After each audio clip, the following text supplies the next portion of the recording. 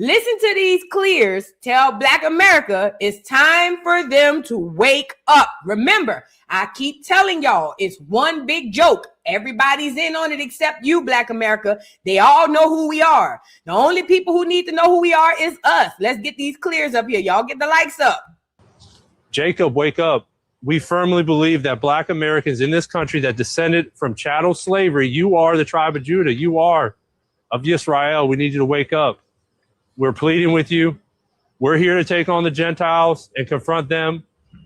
But we need the Yehudim to wake up to who they are, to their heritage, because the Edomite has systematically stripped it from you. Gang. Stripped the language, stripped the culture, stripped the faith, stripped the name of Yah. And we need you to come back. All right.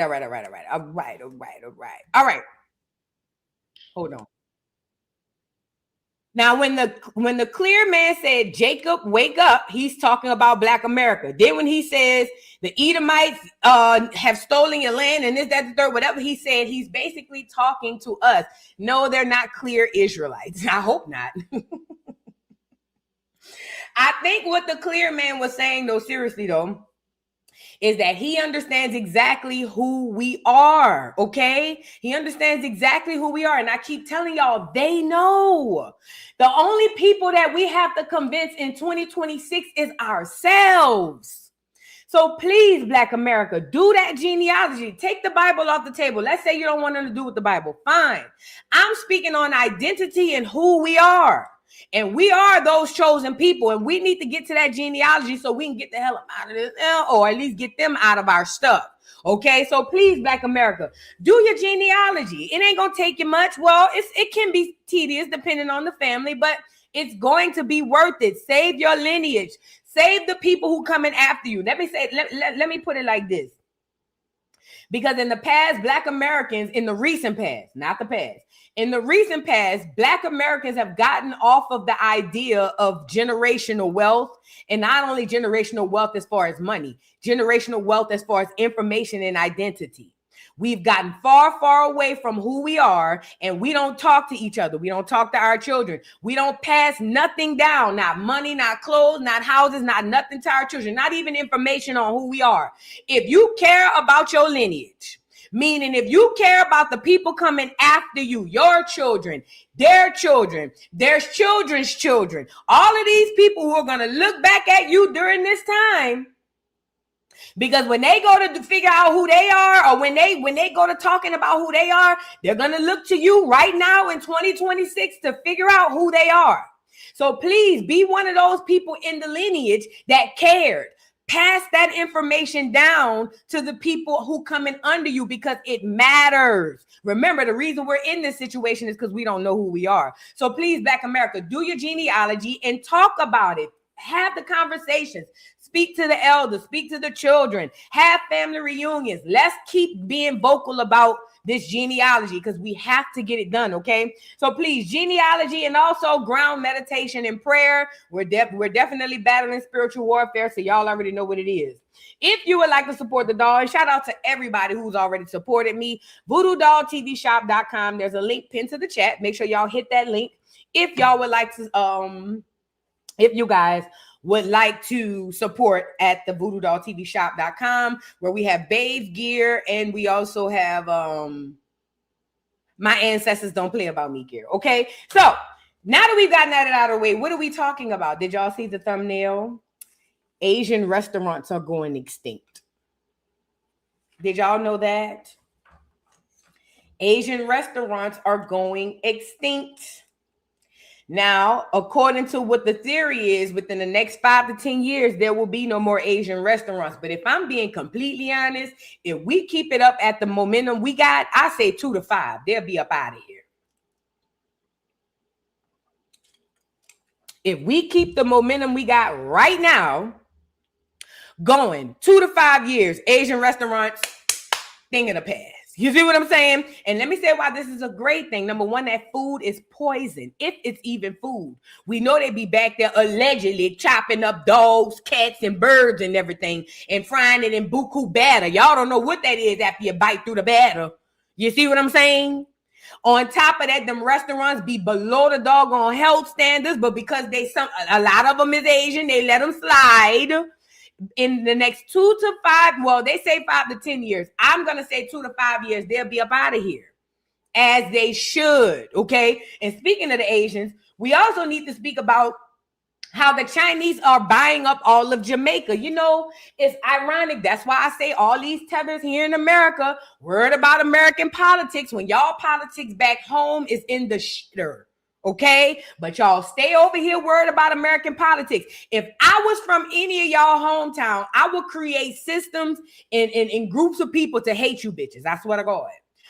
Especially if I knew I'm from a hometown or from a place where I know we need the help. And we creating these great people, but they all keep leaving and going into America, worried about their politics and not ours. Y'all will never be able to come back home. If I was one of them, that's just me. If I was one of them, bitch, you wouldn't be able to come back home. But this is the gag. Most of them tethers never go home no way. Most of them fly the flag in the car so the police can know they ain't no nigga. Most of them love running around talking about all Jamaica this, love a parade, love a good old Caribbean parade or a good old African parade. And whole time, they never go home. So I would say that would be a way to go, but they don't never go home. But I'm saying all that to say, while the Jamaicans, the ones who are here, worried about our politics, worried about our culture, and worried about delineation, all of China is buying up all of Jamaica. And I am of confusion. Bad enough, I seen the Chinese lady on the internet a few years ago talking about how Jamaican is not just black. It's everybody, and she's an Asian, but she's still a Jamaican. I should have knew then that they was coming in to take all y'all stuff. And I've heard some of y'all can't even swim on y'all beaches because they buying up all of that. Again, all my Caribbeans, all you Caribbeans, because I know this ain't just happening in Jamaica. I be in the Caribbean. I know for a fact this ain't just happening in Jamaica. We're only talking about Jamaica. But all you Caribbeans coming over here to America to worry about us, our culture, our politics, and all of this, none of y'all never put that emphasis back in your hometowns. And I'm saying to the people who in the hometowns, they wouldn't be able to come back. I'm saying on everything. At any rate, we'll get into that. We also got to get into how TikTok steals culture. TikTok is used to literally steal and filter Black American culture. That's its whole purpose.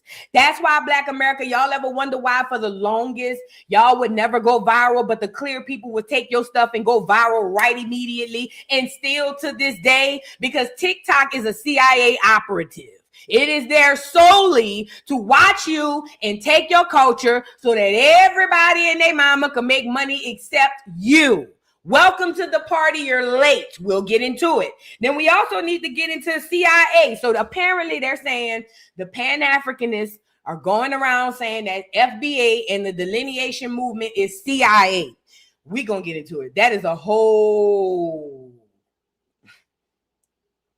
The Pan-Africans versus the FBA people. And let me tell you, FBA, shout out to y'all. The reason why the Pan-Africans are turning their sights onto you is because it's working. Shout out to FBA. The only reason why the Pan-Africans are coming out hollering, oh, Tariq and them. Now, I ain't gonna lie. Tariq probably is at CIA, but I ain't talking about him. I'm talking about the movement. The only reason why they coming out here saying, oh, FBA is a CIA operative is because it's working. Keep going. We'll get into that. We also need to get into Boosie. Remember the $600,000 he paid the clears to get him off and give him clemency so he won't go to prison after they scanned him? Boosie decided to sue. Well, apparently the government has came out and said they don't know what the hell Boosie talking about. Baby, the government came out and said, who? Baby, we don't know him. And Boosie came out to address the streets because the hood niggas is saying Boosie done turned federal. Because they feel like, Boosie, I know you didn't go pay to have nobody get you out of jail. Basically calling Boosie a snitch and basically saying that he don't live his rap lyrics. And they are right. We'll get into it. And then we'll get into Dame Dash speaking on Jay-Z. Y'all come on in. Get the likes up. Get the likes up. Get the likes up. Shout out to everybody in the building. Toy Weidman, thank you so much for the super chat. Says, hey, beautiful Boo. Home today, catching live. Stay cool, hydrated, and blessed. Hi, Acorns. Thank you, beautiful. And thank you so much for the super chat. You know, we home too. Because I don't know where y'all live at, but the forecast where I live at says it's going to rain all week. And if I understand the weather the way I know I do, then I know we all got the same weather. So technically, the sun be kind of in and out, catch and go. But for the most part, it's kind of gloomy. But I'm still outside every morning doing my walks and my run and things of that nature, you know, trying to stay fine, keep the tricks guessing, you know, tight tees, you know. But at any rate, thank you, Toy Wyman. Thank you, thank you, thank you. And shout out to everybody in the building, y'all. Let's jump off the porch. Hold on. They say it's hot as hell in Baltimore. That's because Rockhead up there. That's because Rockhead. That's because Rockhead came back. That's why. Send Rockhead back to Cali and watch it cool down. You see what I'm saying? Y'all got to get Rockhead up off of there. She out there eating crab legs through her missing tooth. No wonder it's hot outside. God probably shining the sun harder because the bitch got 5th-degree burns. So now all of y'all got to suffer because Rockhead is in the Baltimore streets. If I was y'all, I would get on the 1s and 2s and have Blueface have that whole carry back to California. That's just me. Everybody different. But I would damn sure, even if I have to make a fake page, I'd be on the 1s and 2s with Blueface saying, come get this bitch ASAP Rocky. Do you hear me? I would start a GoFundMe for get her and Junior a plane ticket. Junior would have to suffer for it. Yeah, Junior, you got to go too. Say what I said. Not Junior got to go too. Say what I said. Junior, you got to go too. Nah. I'm just playing. We could keep Junior. We can keep Junior. But at any rate, you got to get her up out of there. That's the only way y'all going to get any kind of relief. Okay? They said, don't send her back out here. We tired in Cali. I don't blame you. I don't blame you, girl. Let's jump off the porch, though. Y'all come on in and get the likes up. Sorry I'm late, though. Like I said earlier, I was trying to freaking child. As soon as I'm getting ready to go live, the computer had it had to restart. So that's what kind of knocked me down. And plus, I was having a good time. I ain't gonna lie. Let's get an update. Y'all remember the punks that were stranded on the cruise? Well, it turns out they still stranded. Y'all get the likes up. And I ain't gonna hold you. If y'all ain't never been on a cruise, honestly, you don't never have to get off. I don't understand why these punks still making a big deal. At the end of the day, the middle of Europe, let me give y'all the backstory. So 2,000 punks decided to go on a cruise, but not really many blacks. It's a bunch of clears. You know what I'm saying? The weird gays, the weird part of the G's. You know what I'm saying? I'm gonna be real.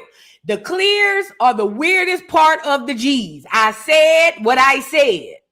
So 2,000 clear punks decided to get on a cruise ship. Nobody did the research to where they were going. And now they're stuck in the middle of the sea.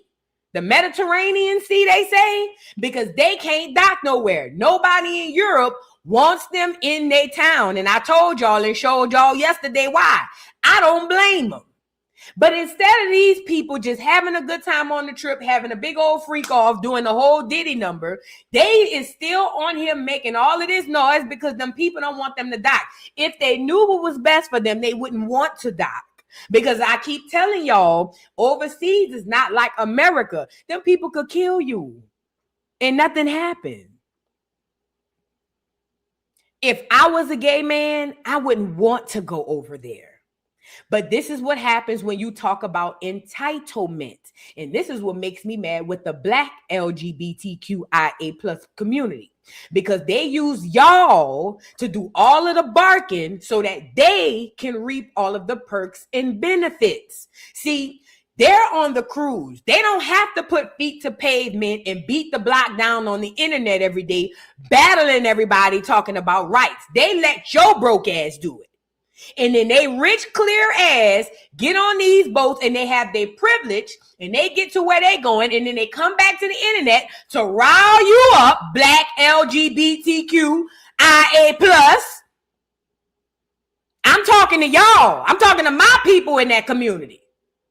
So they use their privilege to go do whatever they want. And then they come back to the internet to rile you up with your broke ass, to rile you up, to get you to use your energy to fight it on the internet while they continue on with all of their lies. And they use the T.S. Madisons of the world, and they use a lot of these other trans and gay people that y'all love to make sure that these clears eat and live good.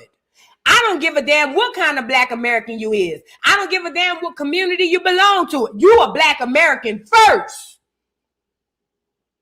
And that's the problem. They got y'all subscribing to sexuality and fraternities. They got y'all putting everything except you and who you are first. And that's why these crackers keep playing in y'all face. Now, we about to look in this video.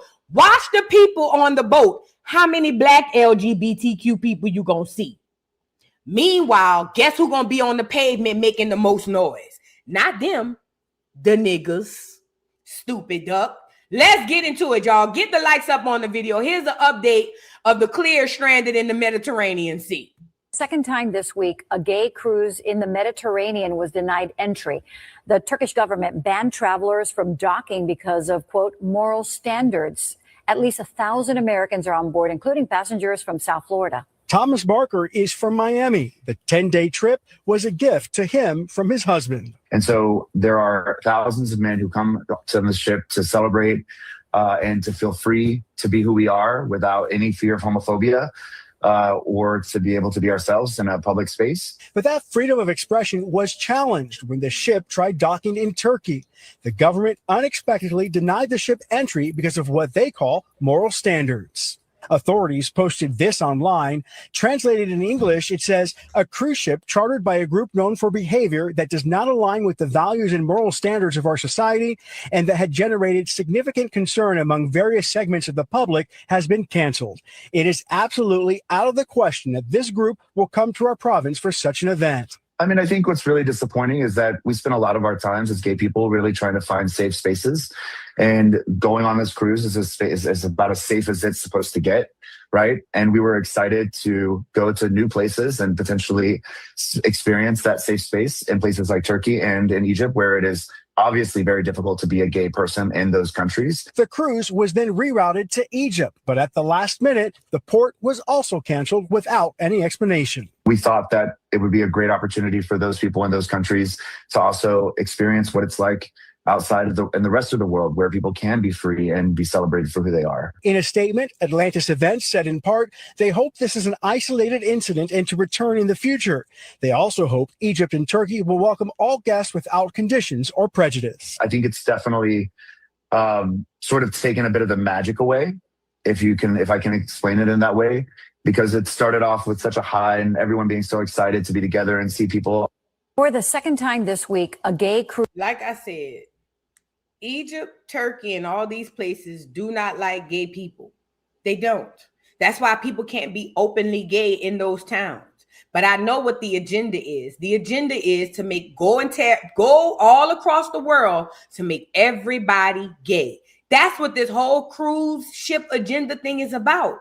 And it ain't about money. Nobody cares how much money y'all have. Everybody don't run behind money. Some people have morals and standards, and those supersede money. Everybody he worry about tourism dollars. Them people don't care. Them people don't care. Y'all wanted to get off that goddamn boat and turn them people places into a zest fest. And them people said, hell no. It ain't like they was going to get off the boat and go be nice, civilized human beings. I already know. I've been to all these prides and I've been around the clear gays. They party different. They party different. I've been on the scene in Chicago with them. They party different. And y'all was going to get y'all switching ass off that boat and tear them people countries up. And that's why them people told you, hell no. And I'm with the people. And let me just say this to Black America. Pay attention to who all on this cruise. Because Black Americans inside this LGBTQIA plus community who love to identify with them letters before who you are, please never forget when you inside that community, they don't rock with you neither. And you a slave in there too, nigga. I don't give a damn which letter you like. I don't give a damn which letter you identify with. At the end of the day, you could sit up here and use them letters to shield against your own, but we know what happens on the inside. Them crackers using y'all worse than they use Kunta Kinte. So please, that's why any time a Black American, I'm this, I'm a gay, see, when you start with that first, get out my face, bro. Go ahead. Cause see, when them crackers pull you down, I don't want to hear that. Don't come back to the black stuff. Remember, they identify, and that's the trick. That's the trick bag in the spell work. If you identify with that and you put that first, then your loyalty lies to that over yourself. That's why, like I said, they're only on the internet to get the black people and all of the lower brow people in the LGBTQ to act a fool so that these people could let them in their country. But if I was them, I wouldn't want to go no way. Them people gonna kill y'all ass. And ain't nothing America gonna be able to do about it. Y'all better leave them people shit alone. Let's move on. Get the likes up on the video, please, and thank you. And I love how everybody dragging for Cardi, as they should, because Cardi came out. We talked about it yesterday on the other channel. Cardi came out trying to defend Stephon Diggs from his lover, allegedly. Remember, Stephon Diggs is fighting a case because he sexually assaulted, allegedly. He's fighting a case for sexual assault and battery because a gay man or a man said that Stephon Diggs tried to sexually assault him. And then when he denied it, Stephon allegedly had his brothers go beat the man up and rob the man. Now they going to court. Stephon tried to bait the man to come out and say something. The man kind of kept it cool. And then here come Cardi. Shout out to the internet, because even her Barty gang is telling her to shut the fuck up.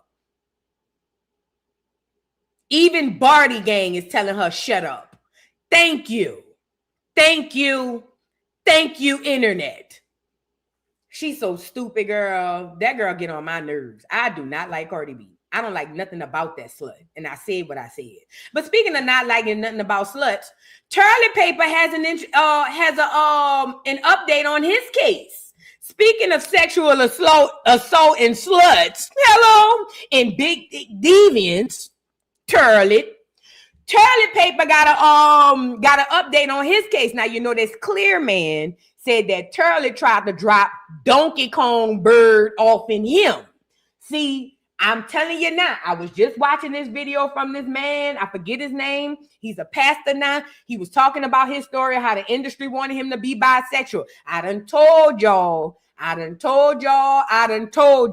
that industry is the devil himself. Do you hear me? And all of y'all running trying to get in it, you got to know you're going to do something very compromising to stay in there or to get in there. And Toilet Paper, from what I hear, because I don't know this to be a fact, but from what I hear, Toilet Paper make everybody come down to his house and go down to the basement so he can drop Big Bird off in the cast. But not the niggas and not the women. He like him a little spicy teas. He love his bird to be on top of an empanada, if it makes sense. You see what I'm saying? And now the man done sued Toilet. Now tell me why Toilet is saying that he's not gay. Well, the guy basically is, they're trying to prove that Toilet is a punk. Duh, y'all could have called me. Girl, y'all ain't have to do all of this. Y'all could have called me. They trying to prove that Toilet is a punk. And Toilet is on here saying that that's irrelevant. I beg your gayest pardon. No, it ain't. The whole purpose of the case is the boy said you tried to put your bird in him, and the boy said you said your bird was this big. Okay, so the boy said you tried to put your bird in him. Now, how is it that you're going to turn around and tell us that being gay is irrelevant? That's why we're here. Toilet, please, Toilet. I don't have time. Okay, let's get into the update on Toilet. Lord have mercy, y'all get the likes up. It says Toilet Paper, aka Tyler Perry, claims accuser is using questions about his sexual orientation to force a settlement. Says he won't back down. Those questions have nothing to do with the case. I know you fucking lying. Didn't we just see Toilet cosplaying the man at the Jay-Z concert? Now it says Tyler Perry is pushing back against the man accusing him of sexual assault, claiming the latest legal moves are nothing more than an attempt to pressure him into settling the case. According to newly filed court documents, Perry's legal team urges that his accuser, Mario Rodriguez, is trying to force a settlement by insisting on questioning Perry about his sexual orientation during a deposition. Perry's attorneys say those questions have nothing to do with the case and argue that they rely on what they describe as a harmful stereotype, suggesting a man attracted to a man is more likely to assault another man. Let me pause the attorney, because I'm not about to let you do it. Now, I know you went to school way longer than me, but I'm about to use my common sense. Pause, Mr. Lawyer. How dare you, bro? How dare you act as if what these people are asking is something different and then try to flip it and say, this is where they use your emotions. Now you're trying to say, oh, are you implying that if he's gay, that gay men assault other gay men? This ain't got nothing to do with being gay. Not in this sense.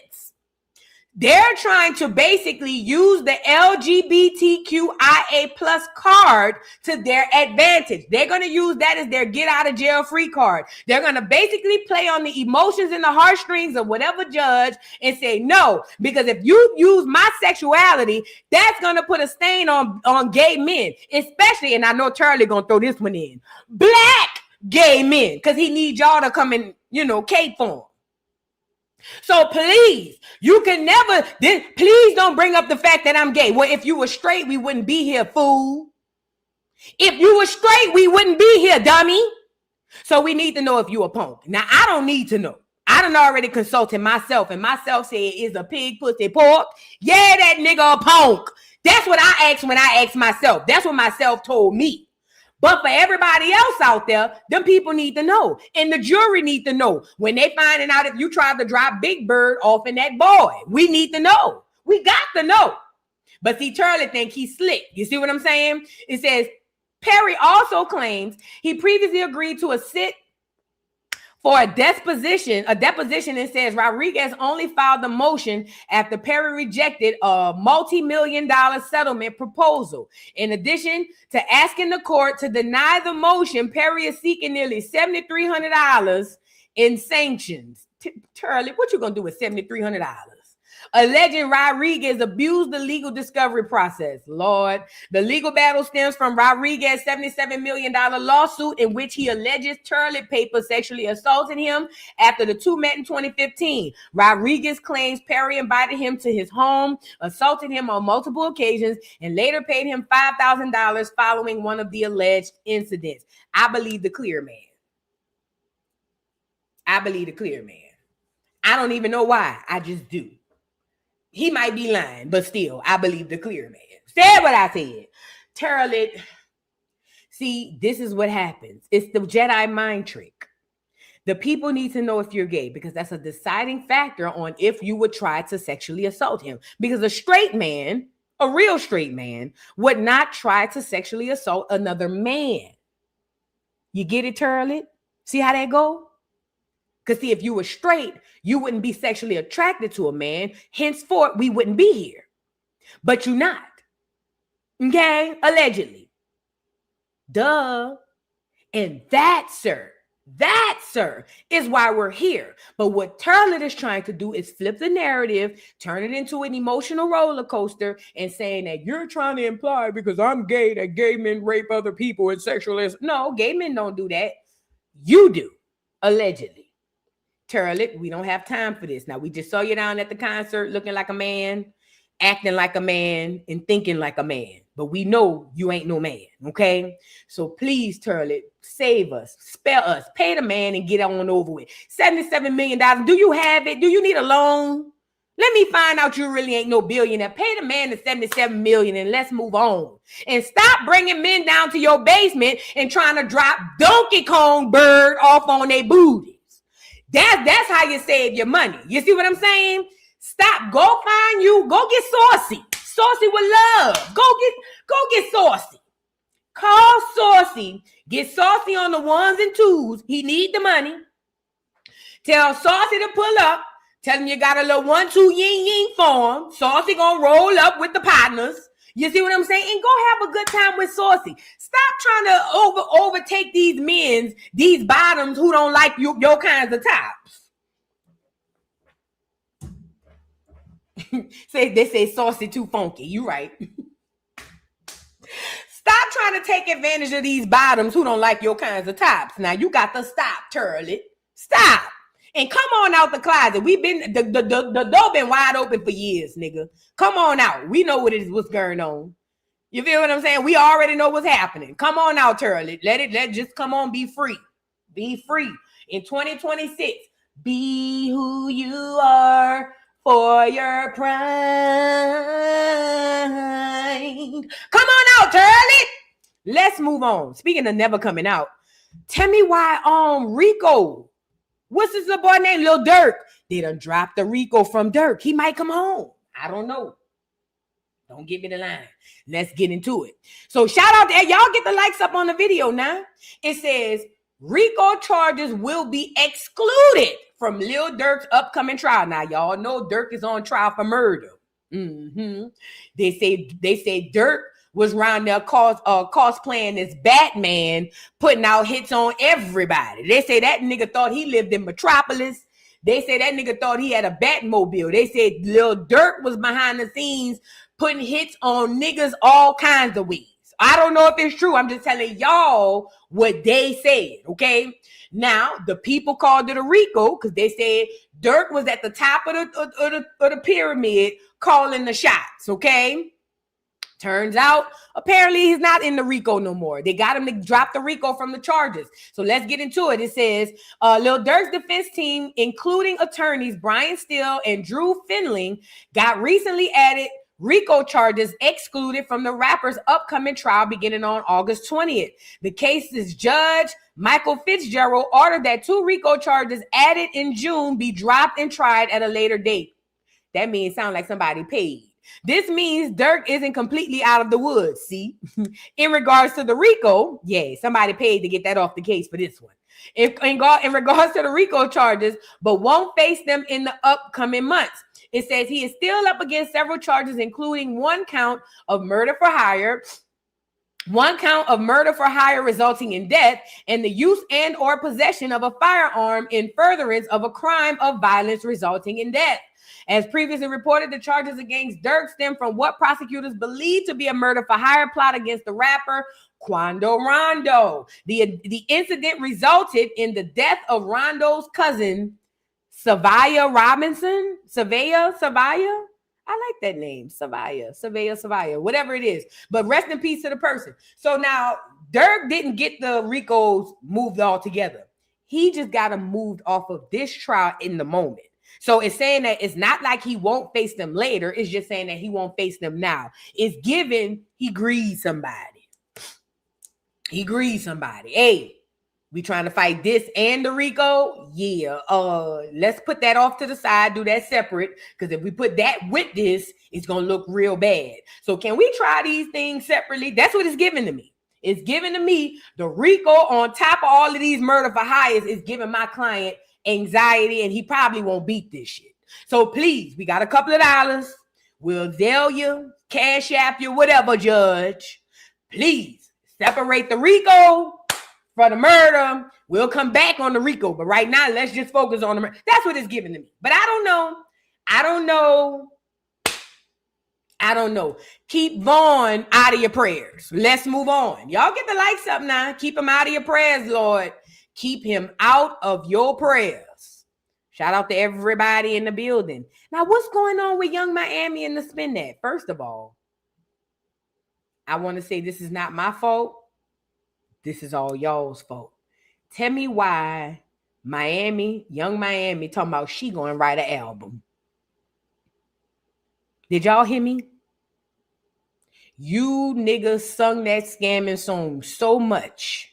Y'all done inspired this hoe to write a whole album. And I ain't gonna lie. I want to windmill on everybody. You know why? Because I know this ain't my fault. I know this is all y'all's fault. It's all my fault. It's all y'all's fault. Y'all messed up the family. Can't you see that?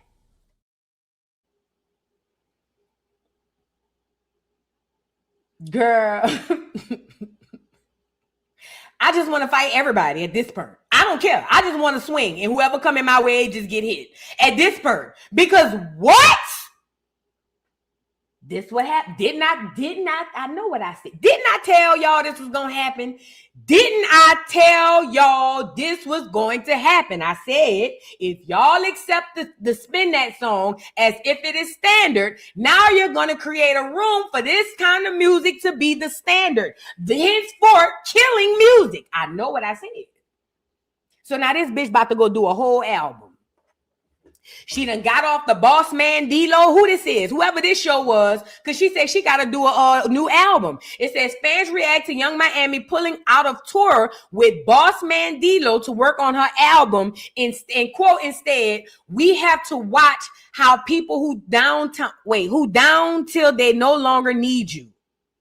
I don't know what that means. It says, due to an unexpected last-minute departure by Young Miami, we are postponing the Motion Party tour. We will share updates regarding this rescheduled dates as soon as possible. So this is Boss Man D-Lo. I don't know what he's saying. What he saying? What Boss Man D-Lo say?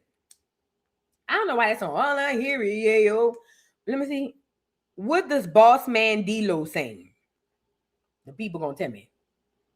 Motion Party, Hit Fit, featuring Gucci Mane. I don't know none of these songs. I don't know this child. Okay. At any rate, let's get into what the people had to say. No, this was Young Miami. My yams. Pause. She called y'all niggas yams. Wait, get the yams up here. Hold up. Skirt. Back this truck up. Get the yams up here. She call y'all yams.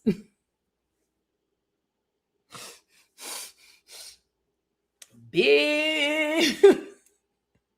Man, these names is getting crazier and crazier and crazier, okay? Woo, Lord, let's get into it. Come on, yams. Come on up to the front. She says, my yams. Sadly, I have an update that I won't be on the Motion Party tour anymore. Thanks so much to Boss Man D-Lo and wishing you all the best on the new dates. I'm so disappointed because I was really looking forward to turning up with y'all. But I know y'all want this album. Who? But I know y'all want this album, so I got to lock in and get it finished. Who asked her for this? These deadlines are on my ass, but y'all gonna love. No, we're not. We're not gonna love the new music. But then again, y'all like the Spin That song. Thank y'all for running Spin That all the way up. The love has been crazy. I see y'all and feel y'all. She says, trust me, it's gonna be worth the wait. Stay tuned. Album coming soon. So to the yams, shout out to the yams. They got a new album coming out. Is y'all going by the album? Some people feel like it's dirty for her to do Boss Man D-Lo like that. And Miami, nobody asking for the album. We're enjoying the record. Go on tour. Pissing me clean off after I just bought these tickets. Please, Carisha. But this the thing, though. I'm going to be real. I can't even be mad at the people. I mean, at the artists. You know why? Because at one point, when we appreciated art, you couldn't have one song and go on a tour. As a matter of fact, at one point, if you only had one song, you were nobody unless you had a bop. Like, what's that girl name? What's that girl? All you ladies pop, yo, like this, shake your body. Unless you got one like that, okay? But even still, that didn't require no album. One hit didn't never make people feel like we need a whole album. It just didn't. Not only that, you couldn't go on tour with just the ones at some point. But I blame Jim Jones. Yup, I blame Jimmy. You know why? Because Jimmy was the first rapper I ever known to go on tour with one song. Bowling. Jimmy is the progenesis to this thing. Jim Jones is the first artist I've ever seen in my life go on tour with just one. I'm talking about his own tour. I'm not talking about you on here opening up for this person and you on here working with that person. No. Jim Jones had his own tour off the song Ballin'. I'll never forget it. They came to New Orleans. I'll never forget it. All them churn. Everybody was dressed like Jim Jones. It was crazy. You had to be there. You see what I'm saying? And that's when the industry realized that all it takes is one song to make a whole career. And mind you, let me back that up. It ain't to make a whole career. This is about money. This is about money. The label sees that Young Miami spin that is going to make them, not her, them a lot of money. So now they're about to push her and push her and push her to the limit. And she's going to do it because she's already sold her soul and she's in the industry. So I don't know. I think the fact that she even has the idea to go on tour and or to do an album off of the one song that we still battling to know if it's even good or not tells me everything I need to know about where we are in the art of music. We're through. I think the only thing that's going to save music, I might get back into music at this point. I ain't even going to hold you. I've been thinking about it recently. Somebody give me a studio. Girl, give me a microphone, bitch.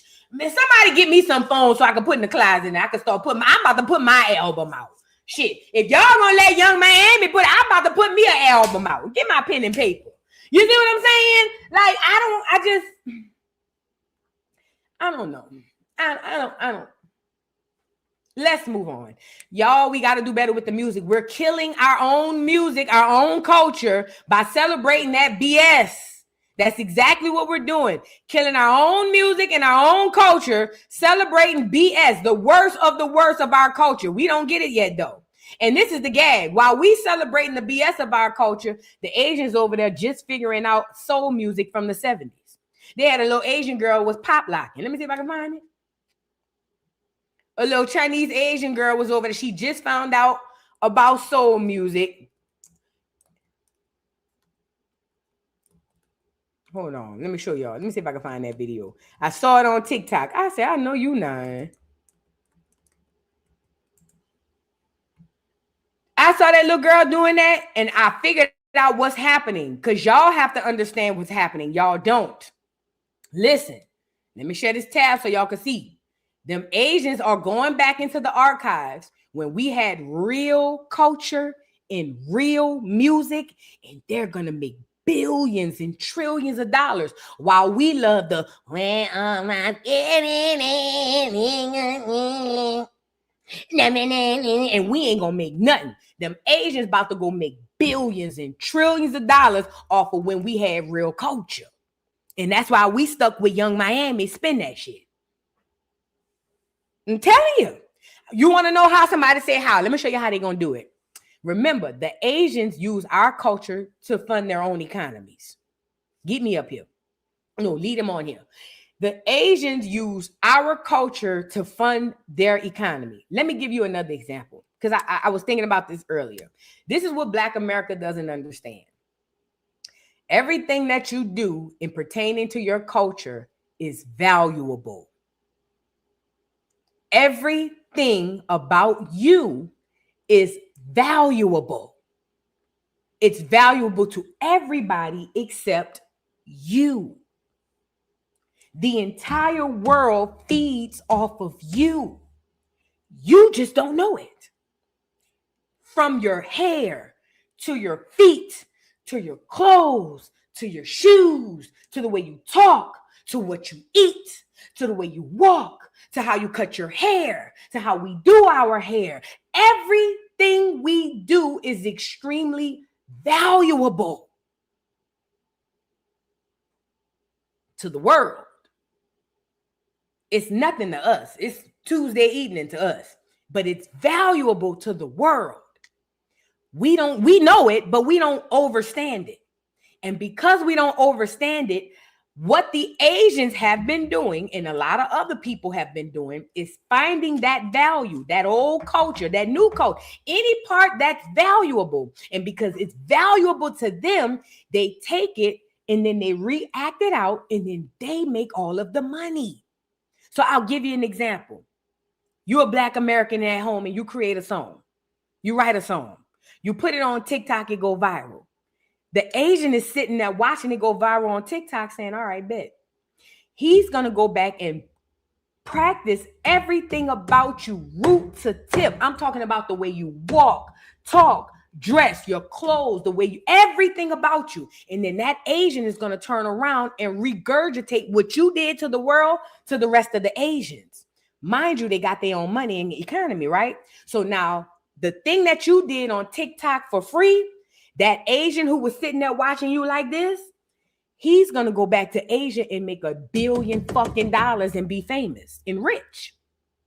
Yes. The very thing you did on TikTok for free. The thing you did on TikTok, you ain't get hardly no views. People was really low-key hating. The Asian goes turn around and do it to his own folks and make a whole bunch of money. All they do is sit back and watch. That's all they do. They just sit there and watch, waiting for us to drop gems so that they can pick them up and make all of the money off of it. That's what they do. Okay, and you got to know it. But again, if you don't think you and what you're doing is valuable, you'll never be able to quite understand it, and you'll continue to get finessed. It's kind of like these earrings in my ear. I bought these earrings from the dollar store, but what if I just randomly picked these earrings and these is real silver and they were $1 trillion? If I still think they work from nothing from the dollar store, then it won't mean nothing. But somebody else might come into my house who know that these bitches is worth $1 trillion and try to befriend me just so they could steal these hoes. And even after they steal them, listen, let me give you the caveat. Even after the person come into my house and steal my earrings, mind you, in my mind, dollar store, girl, bitch, the beauty store is not that deep. But in their mind, they understand that this is valuable.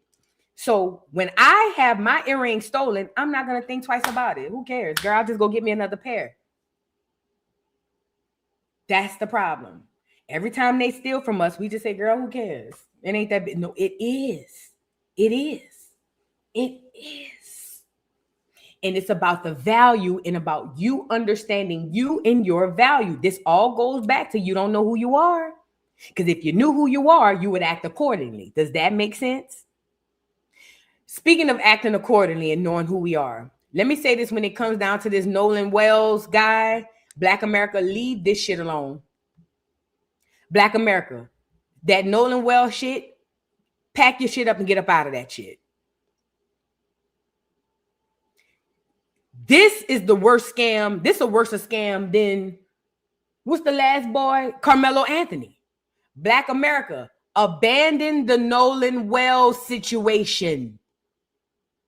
I'm telling you why. Let me tell you why. Because while you beating the pavement, his black ass family and his black ass doctor is saying it's not racially motivated.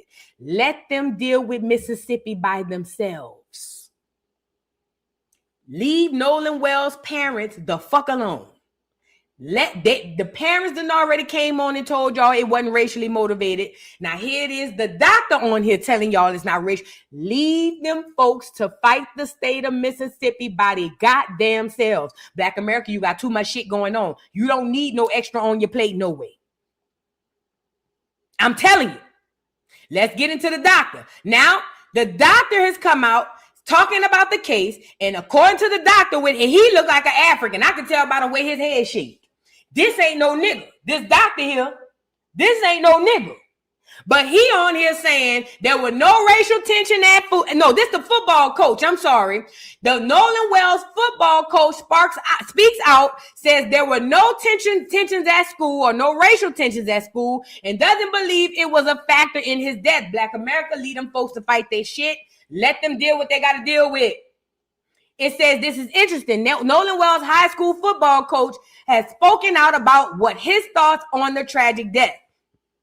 Tracy Lampley, despite a speculation, doesn't believe that race played a factor in Nolan's death. He was asked about possible tensions between TMZ, and he claimed that they were basically non-existent. He went on to say that all the students actually grew up together. Lampley says Wells was very liked by everyone, making note of his big personality. Oh, he got paid good. You can tell Nolan is definitely missed by his coach throughout the interview, and so is the neighborhood talk.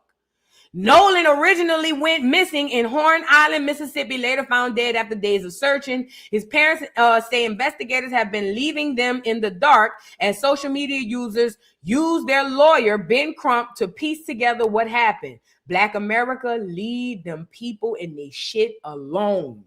You got too much going on. Let's get into the coach. Tracy, what his parents think happened here? Do they believe this was just an unfortunate accident, tragedy, or that it's something more sinister? I was in Ocean Springs when it happened, and I was still in disbelief when I got the news that Nola was missing.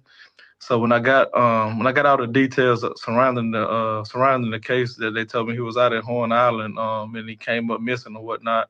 I talked with his dad, and we just had conversation. That was kind of after the fact when they had found his body, because I was just giving the family their respect that they deserve, and when everything first took place. But I was sharing all the detail that the family was sharing, just putting the word out there, and just so everybody could be on notice and everybody be paying attention. When you say you talked to the dad, did he kind of accept this as an accident and a tragedy, or was he more suspicious? Well, no, he was more so just searching for answers right now, because it had just happened, and there was a lot of questions still unanswered. Usually high school football stars have a pretty close relationship with their coaches.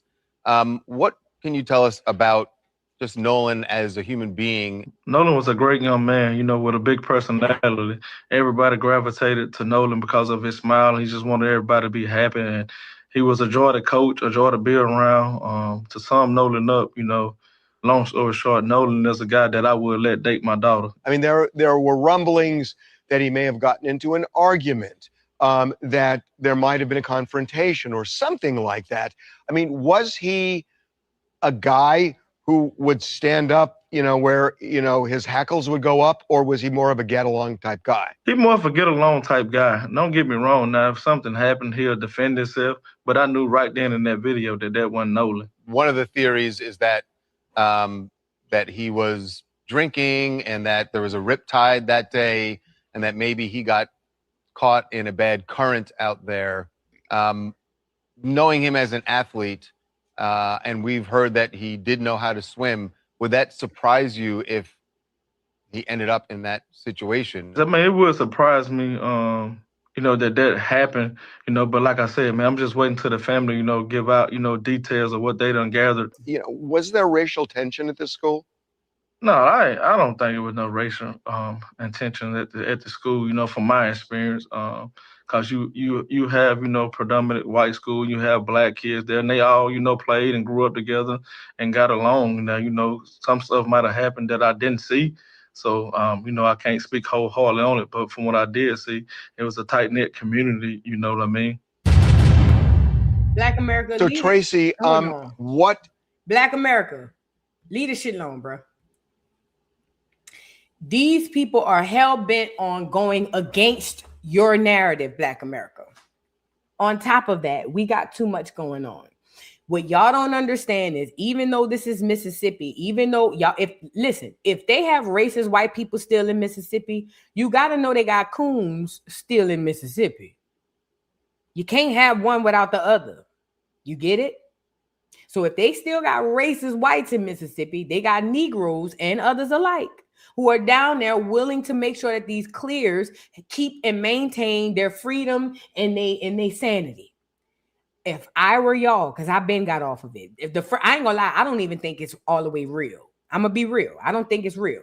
But let's go with all intents and purpose that Nolan was a real person. This is a real situation, and we're here. I got off it the first day I found out about it. I literally don't care.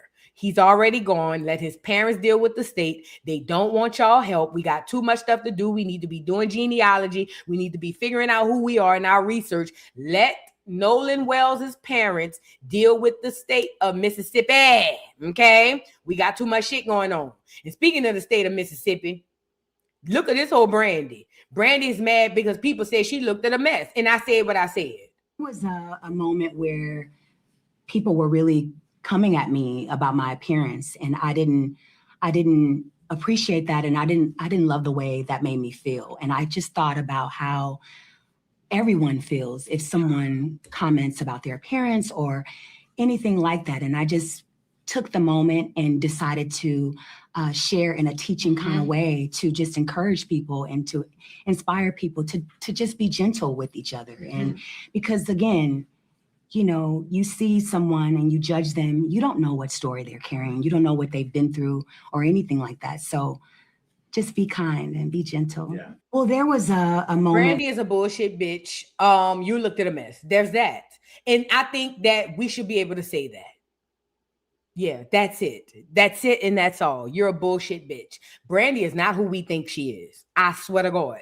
Brandy is not who we think. I'm saying we because I'm with y'all, but I know Brandy is not who we think she is. And it's going to come out. The more you keep talking, keep running your mouth, Crypt Keeper. Keep running your mouth. Because the more you keep coming on these interviews and talking, you're going to talk your way into some shit where we figure out who exactly you are. Keep talking, Brandy. Keep on talking. And speaking of keeping on talking, remember I told y'all sometimes the clears, the powers that were, those Jews behind the scenes. I told y'all every now and again they like to come in front of the scenes and cosplay as a Black American. And what do they have to do? Easy. Cut all their hair off or get a low cut fade.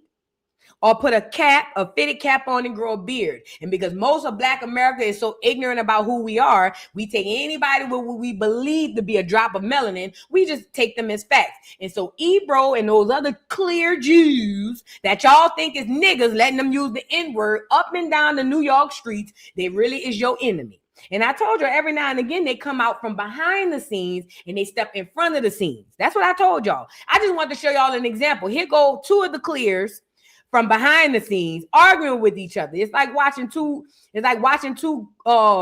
coyotes fight. Check them out. Money, because shut the fuck up. You're a bitch. No, you're a hoe. Okay. You know why? Let me tell you why you're a hoe. Let me tell you a hoe. Because you just called me a bitch for no reason. No, it is for a reason. No, it's not. It's because you're being a hoe because you don't know how to invest. That's different. You don't know. Say that. I listened to you about shit like that. Because you don't have money to invest. Yo, my man, what's wrong with you? We keep going. You don't. You keep saying the same thing. You don't. But you don't know that. And I'm going to keep calling you a... And they pick up the lingo. They pick up the clothes. They pick up the accent. They pick up They pick up how to talk, how to walk. They pick it all up before they come to the front of the camera. And then once they get to the front of the camera, it's action. So they put the hat backwards. They cut the hair off, grow out the beard a little longer, put the fade line on there, and they get to talking like niggas. Yo, yo, yo, yo. And because niggas don't know who they are, they accept them as them. Bitch, stop. If you keep saying that. Listen, man. Bro, stop. Listen, if you had money to invest, if you had money to invest, stop saying you wouldn't be talking like you're talking right now. No, it's because I don't understand the disrespect repeatedly, bro. Because these guys, I know y'all looking at these guys as, oh, that's Ebro and whoever else from the morning show, whatever. These are branches or leaves off the old tree. These are the people that they use to put in front of you, but they really in front of you. Does that make sense? The Rosenbergs and all that. And please don't take it as, oh, they got fired. That's good for them. These are Jews. They good. I swear to God. Getting fired don't mean nothing to them. Them even being on the show was a play in itself. They don't give a damn about getting fired from no show. I mean, they do in they, ego, but for the most part, money-wise, they don't care. They all on here acting out a script. I'm not trusting nobody who won't even tell me and show me who they are. None of these clears, all three of these clears on here. Now, this is some New York shit. I'm not from New York. I'm not from a place where we let clear people use the N-word. This is new to me. I'm not from a place where clear people could just go around running the N-word and acting like niggas. I've never seen that until I came on the internet. I'm going to be real. I'm not from a place where we practice these kinds of behaviors. Does that make sense? So when I'm getting in all of this New York culture, I ain't gonna lie, it's a huge culture shock. That's why I tell y'all I be wanting to kick over the goddamn melting pot. You see what I'm saying? So all of this is new to me. I'm not used to letting clear people cosplay as me, use the N-word and get on and talk to me. I'm not used to that. Okay? Somebody said none of them say they Jews. The last name is Rosenberg.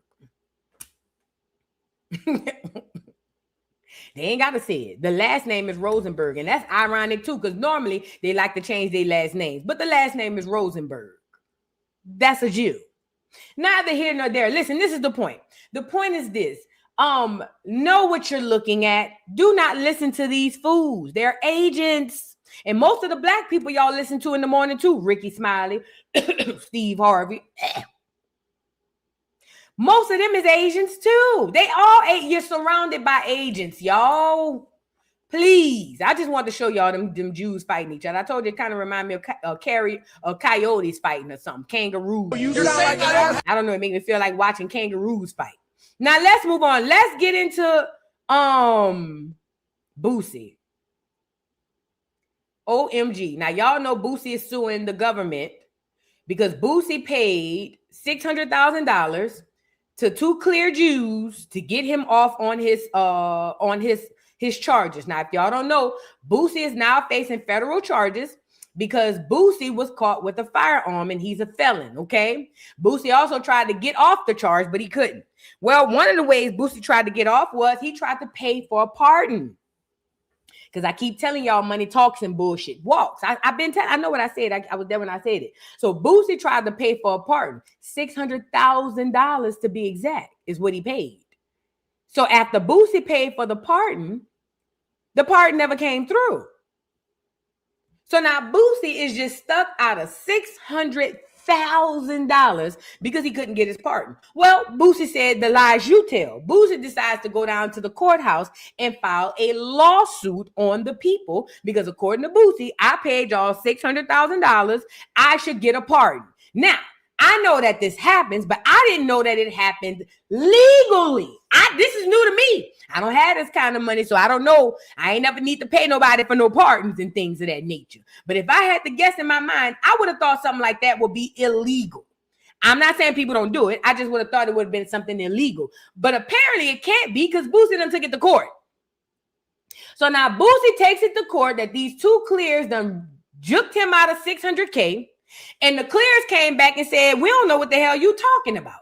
Now, this lady here, Laura Loomer, tells Boosie she doesn't even know who he is after her name was mentioned amid his $600,000 pardon. So let's get into it. So Boosie's talking about his $600,000 pardon.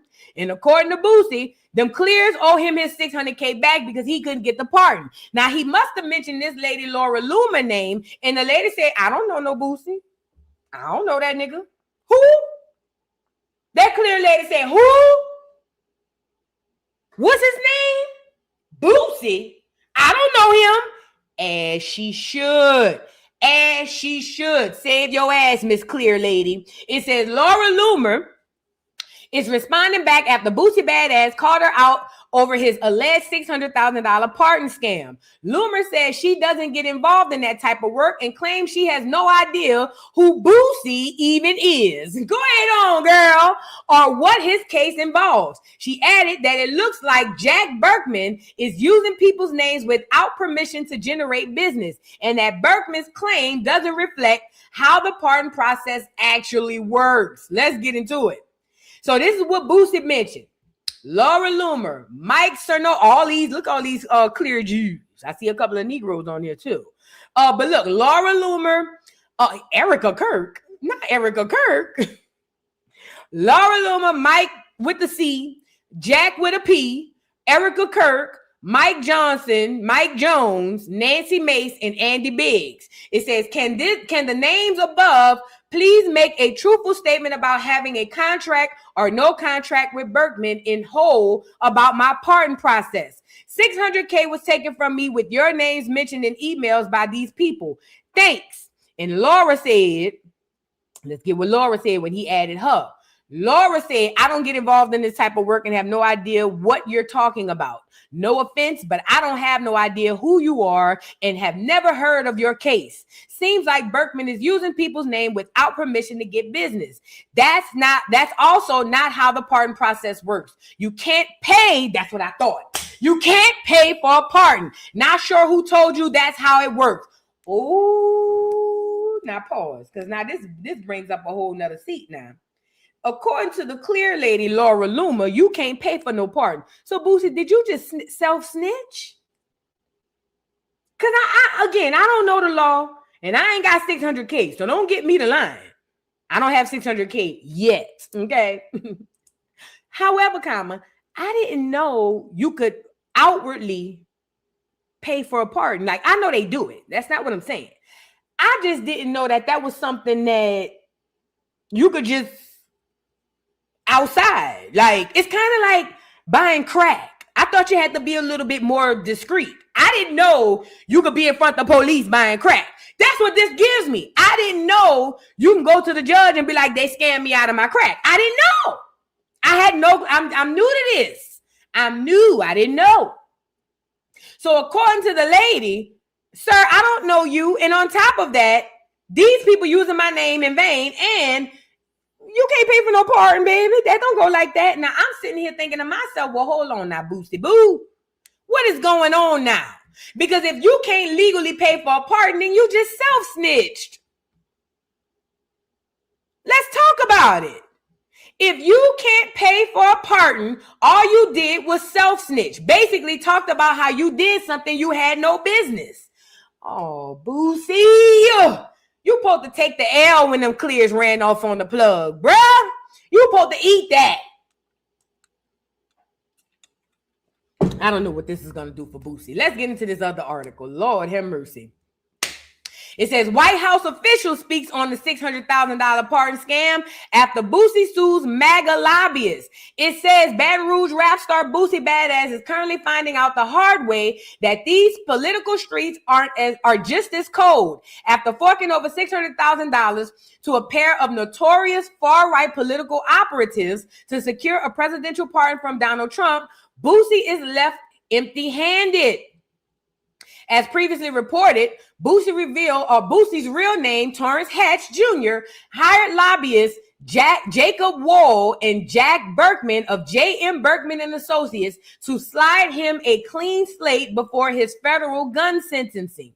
According to Boosie, these guys were acting like they had Trump on speed dial and even allegedly calling his defense attorney, Megan Blanco, on New Year's Day to lie and say the president had already signed the paperwork. When the clock struck midnight and no pardon materialized, Boosie demanded half his money back, $300,000 per a refund clause in their contract, only for the duo to claim they're broke and refuse to pay. Now the White House is stepping in to clear the air. The White House is stepping in to clear the air. A White House official made it clear in an exclusive statement to Lauren LaRosa at Browning Girl Grounding, saying that they do not support Wall or Bergman, and despite attempts to use them for clemency as a fast track to getting your application thrown in the trash. The White House official statement laid it out plain and simple. Basically, these clears that got together and said, Boosie, you got to eat that. Take your lick. Okay, this is what Lauren said. She said, I reached out to the White House official on Boosie's filing a lawsuit for $600,000, claiming that he had been scammed after paying for a pardon from Donald Trump. A White House official made it clear in a statement to me that they do not support the work of Wall and Berkman, the men Boosie sued, and alleged that anyone seeking clemency that involves these men will actively harm their chances. It says the White House did not receive something from Megan Blanco, and this is their response to Boosie Badass. It's in response to Boosie Badass. It says receipt of documents should not be taken to mean anything other than documents have been received. The president is the ultimate decider on any clemency related actions. The team at the White House working on clemency has never heard from Wall or Berkman, does not support their work, and would advise anyone seeking clemency that their involvement will actively harm their chances. Hold on. Let me scroll down some more. It goes on to say that the president finds it detestable that anyone would attempt to profit off of pardons. Let's be clear. Them crackers down there selling pardons, now they going west. Let's be clear. They doing it. Boosie ain't come out the window and make this shit up. Niggas done got off by buying pardons. Let's really be clear. The problem is Boosie took his Baton Rouge-minded ass down to the White House or down to these clears in this politics, and he got scammed. Listen, it wouldn't surprise me if they all in on it. Waiting for Boosie to send them that $600K so they can all act like, oh, we don't know what's going on. I don't know who? What's his name? Torrance Hatch. I've never seen that. I don't know what. I don't know. Who? Wahlberg, Marky Mark. Who? That man. They got you, Boosie, bruh. They got you. They got you. And listen, now that they keep saying out loud that you can't pay for a pardon, they probably gonna put you on another case, Boosie. They probably gonna put you on another case.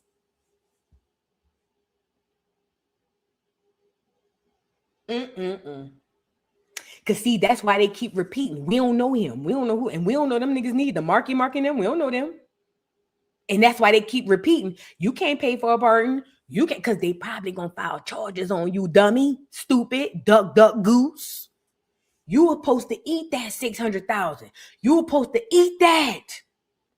Just off the idea that you buying a clemency. If you got scammed, you were supposed to eat that. You were never supposed to go public with this shit trying to go down to the courthouse. You fighting the same people. Oh, Boosie boo. Do you use your brain or is it just noodles up there? Like, what's going on? Y'all got to see, these celebrities got to start calling me. Y'all be needing the advice. Call me. Hit me up at voodoo-doll-podcast@gmail.com. Because a lot of y'all slow as turtles. And no wonder y'all in the industry. Because y'all slow. Boosie. Them people on your ass, bro. They is setting all kind of traps. You want to know what chess versus checkers look like? Pay attention to this Boosie shit. Pay attention to this Boosie shit. Watch. Boosie over here playing checkers. These crackers playing chess. So Boosie had to respond because the internet, not only is he getting played by the clears, now the streets are saying that Boosie, you a whole hoe out here. Because according to the streets, in Boosie's lyrics, he will sit down and he will not snitch. According to his lyrics, in the way he present himself to the world. So even though most of them don't understand that you was basically doing what all the rest of these crackers do, it still looks bad on your street credit. So now Boosie's getting hit from all kinds of ways. He's getting hit from his $600,000 that them crackers done ran off on him. And now the streets is trying to turn their back on Boosie.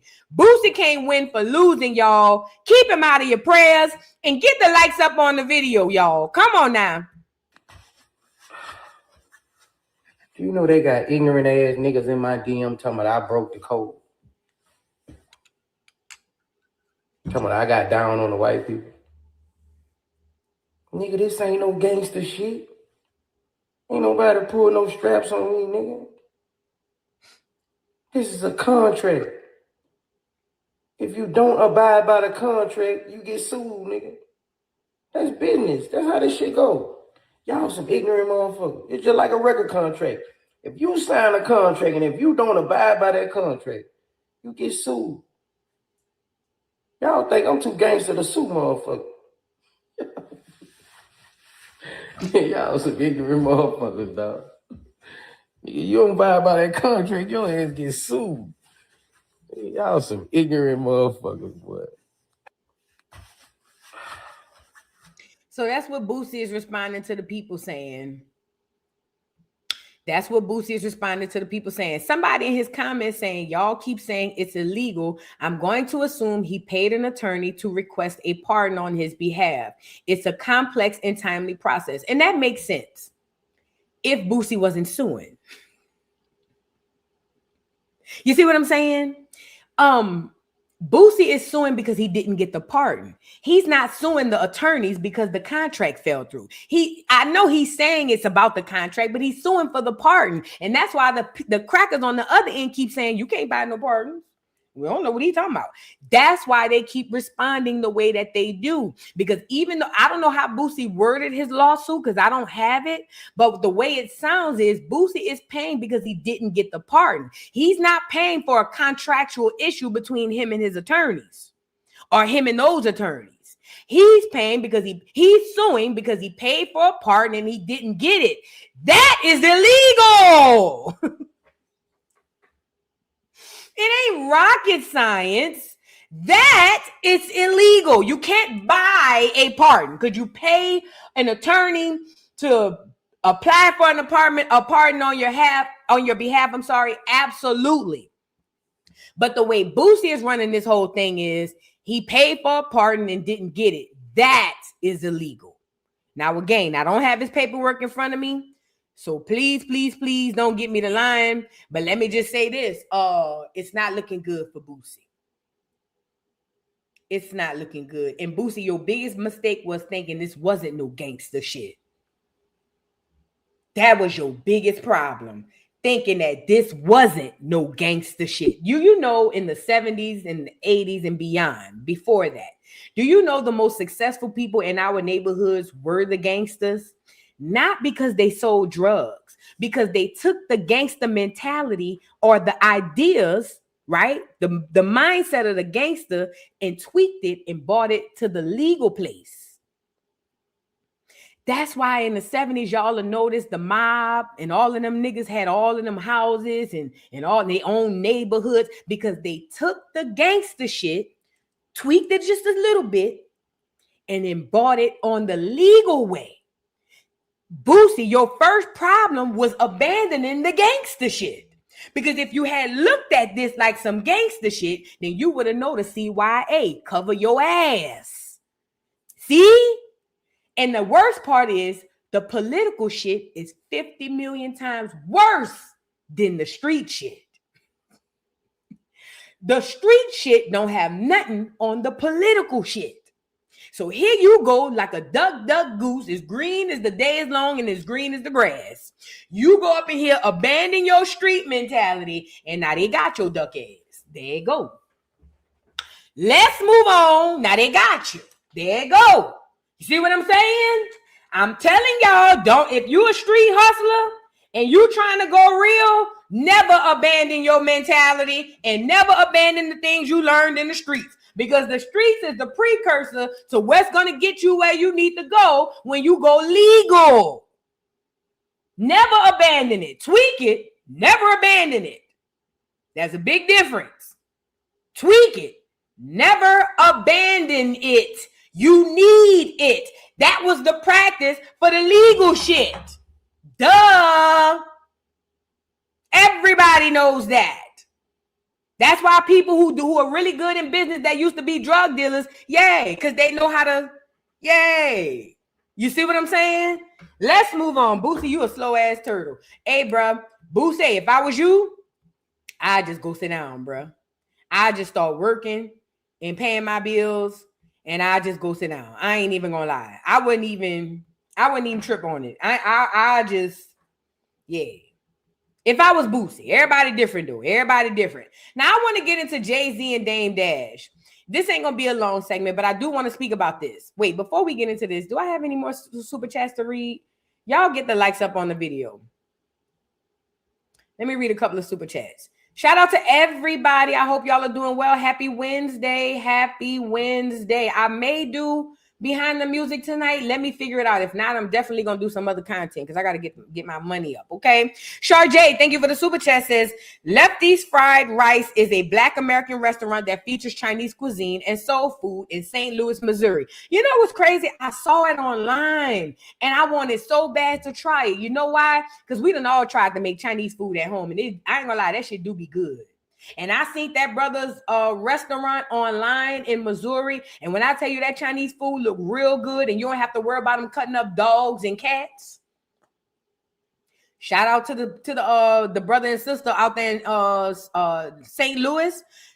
She said it's Lefty's Fried Rice. If y'all are in St. Louis, y'all go pull up on the sister and the brother.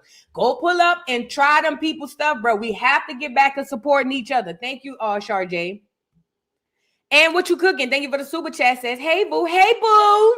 Hey, beautiful. Thank you so much. Archive T, thank you so much for being a member for 24 months. Says, well, mama is a Pacific Asian Islander. They're not Black American. Oh, Wells mama. Yeah, Nolan Wells. She is. She's a Pacific Islander. She's not a Black American. Absolutely. Absolutely. Thank you so much, Archive T. Now, we need to move on. Let's get into Jay-Z and Dame Dash. Now, let me just say this. Hold on. Dame Dash was asked by Art of Dialogue what he thought about the show. Now, remember, hold on. Now, remember, Dame Dash was once the founder of Rockefeller Records, okay? He was the founder. He was one of the first people who created Rockefeller Records, him and Jay-Z, okay? So he has a lot of to say about what happens with it. Granted, he doesn't own it now. However, at one point he did own it. You know what I'm saying? So people ask him his opinions on things that he see. Now, one thing he saw when Jay-Z first came out with the Bush, or the Afro, he said Jay-Z need to cut that off when he come to Yankee Stadium and do the low-cut Caesar with the Yankee fitted, right? Jay-Z did exactly what Dame Dash said. Now, some might act like Jay-Z was already going to do it. I don't know and don't care. You know what I'm saying? However, the fact is, when Dame Dash said what Jay-Z needed to do, he did it, and it worked flawlessly. So now we fast forward. Dame Dash saw the performance after Jay-Z done cut his hair off, allegedly, because I don't think that was his hair. But after Jay-Z done cut that damn hair off and put the Yankee fitted back on, Dame Dash was then asked what he thought about the performance. And we're going to get into it. Let me say this. People look at Dame Dash as a hater. And I'm not going to lie. Maybe he is. It's a high possibility that most of what he's saying is coming from a level of hate, which I don't believe. Let me just say this, though. When I watched the entire interview about from the Art of Dialogue about Dame and his response, what Dame spoke about, because I'm gonna give y'all the cliff notes, because I know most people it went over their head. What Dame spoke about was how the concert turned into a big old merch fest. Basically, what I didn't know was that Jay-Z must allegedly owns a portion or has some sort of stock in Mitchell & S. And apparently that's why it was so Yankee fitted coded. That's why everybody on stage had a Yankee fitted. That's why everybody in the audience had a Yankee fitted. Basically, Jay-Z was selling merch through the show. Not only did I learn that, I also learned even with Beyonce cutting his hair at the beginning of the show, it was also obviously, which I didn't learn that, I already knew it. Beyonce opening the show, cutting his hair. That was to sell Secret. I'm trying to tell y'all how the whole thing was a big old merch fest. This is what, because I didn't think about it until Dame said it, and he's absolutely right. The entire concert was one big merch fest. It was about you spending more money. So it already cost you X amount of dollars to get in the show. But from what I hear, everything was about sell. Now, let me just ask y'all this. Jay-Z's supposed to be a billionaire. When does a billionaire get physically in front of their own product to sell it? Drop down in the comments. I'll wait. Show me another billionaire. I'm not talking about Elon, because Elon don't sell shit. When Elon Musk come out and talk to y'all, he just telling y'all what's about to drop. Bill Gates don't sell shit. When he come out and do interviews, he just telling you what he already did. Jay-Z and them selling merch. What billionaire you know that stands in front of their product and sells merch? So basically, the entire concert was one big merch fest. It was about getting more people to buy more Yankee fitteds. Now, Mitchell & S, the New York Yankees, look at how the money about to distribute. So now y'all down there for a concert to see Jay-Z. But when the stock prices for the Yankee fitteds go up, now the Yankees get money. Now Mitchell & S get money. Now Jay-Z, you see what I'm saying? You just down there trying to see the concert, not realizing that you're spending more and more money, and that's the whole point. Basically, the entire concert was a trap for you to spend more of your money and for them to sell basically, they took the whole concert to sell. And that's probably why it was inauthentic. And, it makes sense also. One other thing he said before I let him speak. One thing he said was when it came to Reasonable Doubt's 30-year anniversary, he found it funny that they did a 30-year anniversary and not a 25 or 15 or 10. He says they only did a 30-year anniversary because at the 25-year anniversary, he was still part owner. So basically saying they waited till he no longer had any part in it to do an anniversary, right? So now we got a 30-year anniversary. And another thing he said that stuck out to me. 30 years ago when Reasonable Doubt was popping, none of the people he had on stage was there, or at least most of them. Tiana Taylor didn't even have her period yet. So why in the fuck is she here? Beyonce wasn't your bitch. We didn't even know the whole back then. So why is she here? We don't need to hear her sing Single Ladies. The bitch been on tour for 40 days and 40 nights. We don't need another song from Beyonce. But again, they're selling merch. They're selling. We need y'all to buy Sacred, or whatever the hell that shit is. That's why she's there. Then another thing he said, you got Blue Ivy on the ones and twos on the piano playing Twinkle Twinkle Little Star. That's just to get y'all to buy more Secret. It was all one big merch fest. And I'm glad I don't spend my money on that shit. Let's get into it, y'all. Let's get into what Dame had to say. Now, I'm not taking away that Dame could be hating. Let's just go all intense and say Dame is hating. But please do not take his hate to make you not hear what he's saying. Listen to the words. Let's get into it. Like, it just seemed very obvious that the hair thing really fucked with him, because he had, a scripted Beyonce in his hair twice. First of all, my girl doesn't ever cut my hair. You got to get a shape up. I'm not getting no haircut in the bleachers with no mirrors. Like, who does that? So why is it that you keep flexing this girl? Like, we know that's your girl. God damn.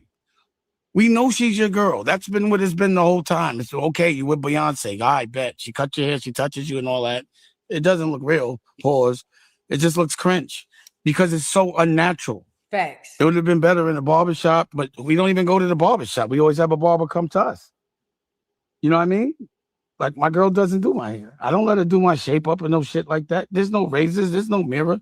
It just was very unrealistic. It's very contrived. It's just, I wouldn't have done that. Like, it just, Rockefeller, I'm not saying that people aren't supposed to evolve, but when you watch, like, Batman now, you still want to see Batman with the good uniform and the good car, and you still want Batman crispy. Rockefeller was Batman. We were that man. We don't want to see old man, trash can. You know what I mean? We want to see crispy. So every version and every time you see Rockefeller, I don't never really want to see the old version of Batman.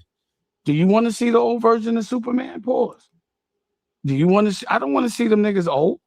So it's like, it just seemed very obvious that the hair thing really fucked with him, because he had, a scripted Beyonce in his hair Let twice. me say this, because I watched the entire, or at least the 30 minutes of this interview, and he said so much more. But again, they want y'all to think that Dame Dash is just hating. And that's why this clip is the one that's going viral, where he's talking about Beyonce cutting Jay-Z's hair. And he's absolutely right. A billionaire ain't getting his hair cut by his girlfriend. He ain't even going to a barbershop. But again, they were selling. Everything was about sell, sell, sell. You know what it reminded me of? What's the name of that movie I watched recently, where when you put the glasses on and you can see what the people really want you to know? Basically, the entire concert was a fake to get you down there to spend more money. That's all it was. Okay. And he using his entire family to do it. Now, one thing I will give Dame is he said, I wouldn't have my family out here performing for y'all. I wouldn't, especially when Blue ain't even that goddamn talented. She's not.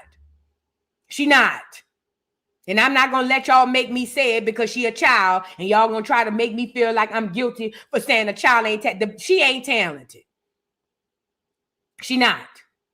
So I damn sure wouldn't have her behind no goddamn guitar or no piano playing no goddamn Twinkle Twinkle Little Star for you hoes. I wouldn't.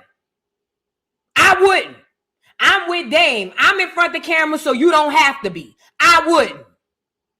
That's just me. I'm on this side of the camera, so you don't have to be. You let me go up here, you stay back there, and you live a good life, a good song. That's the way it's supposed to go. That's what happens when you, again, it would be different if the child had talent. She ain't got now. It would be different if she was Aries. Now, if she was Aries, then I could see T.I. and Tiny saying, come on, girl, we got to go to work. I get that. But this ain't Aries we talking about. This is not Aries, okay? Please. Let's move on. Get the likes up. Shout out to everybody in the building. Let's get into some education.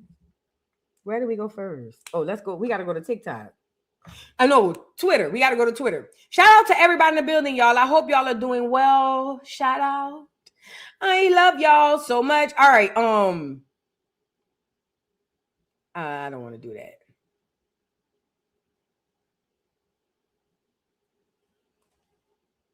Let's get into no more Asian restaurants since that's on the thumbnail. Shout out to everybody, y'all.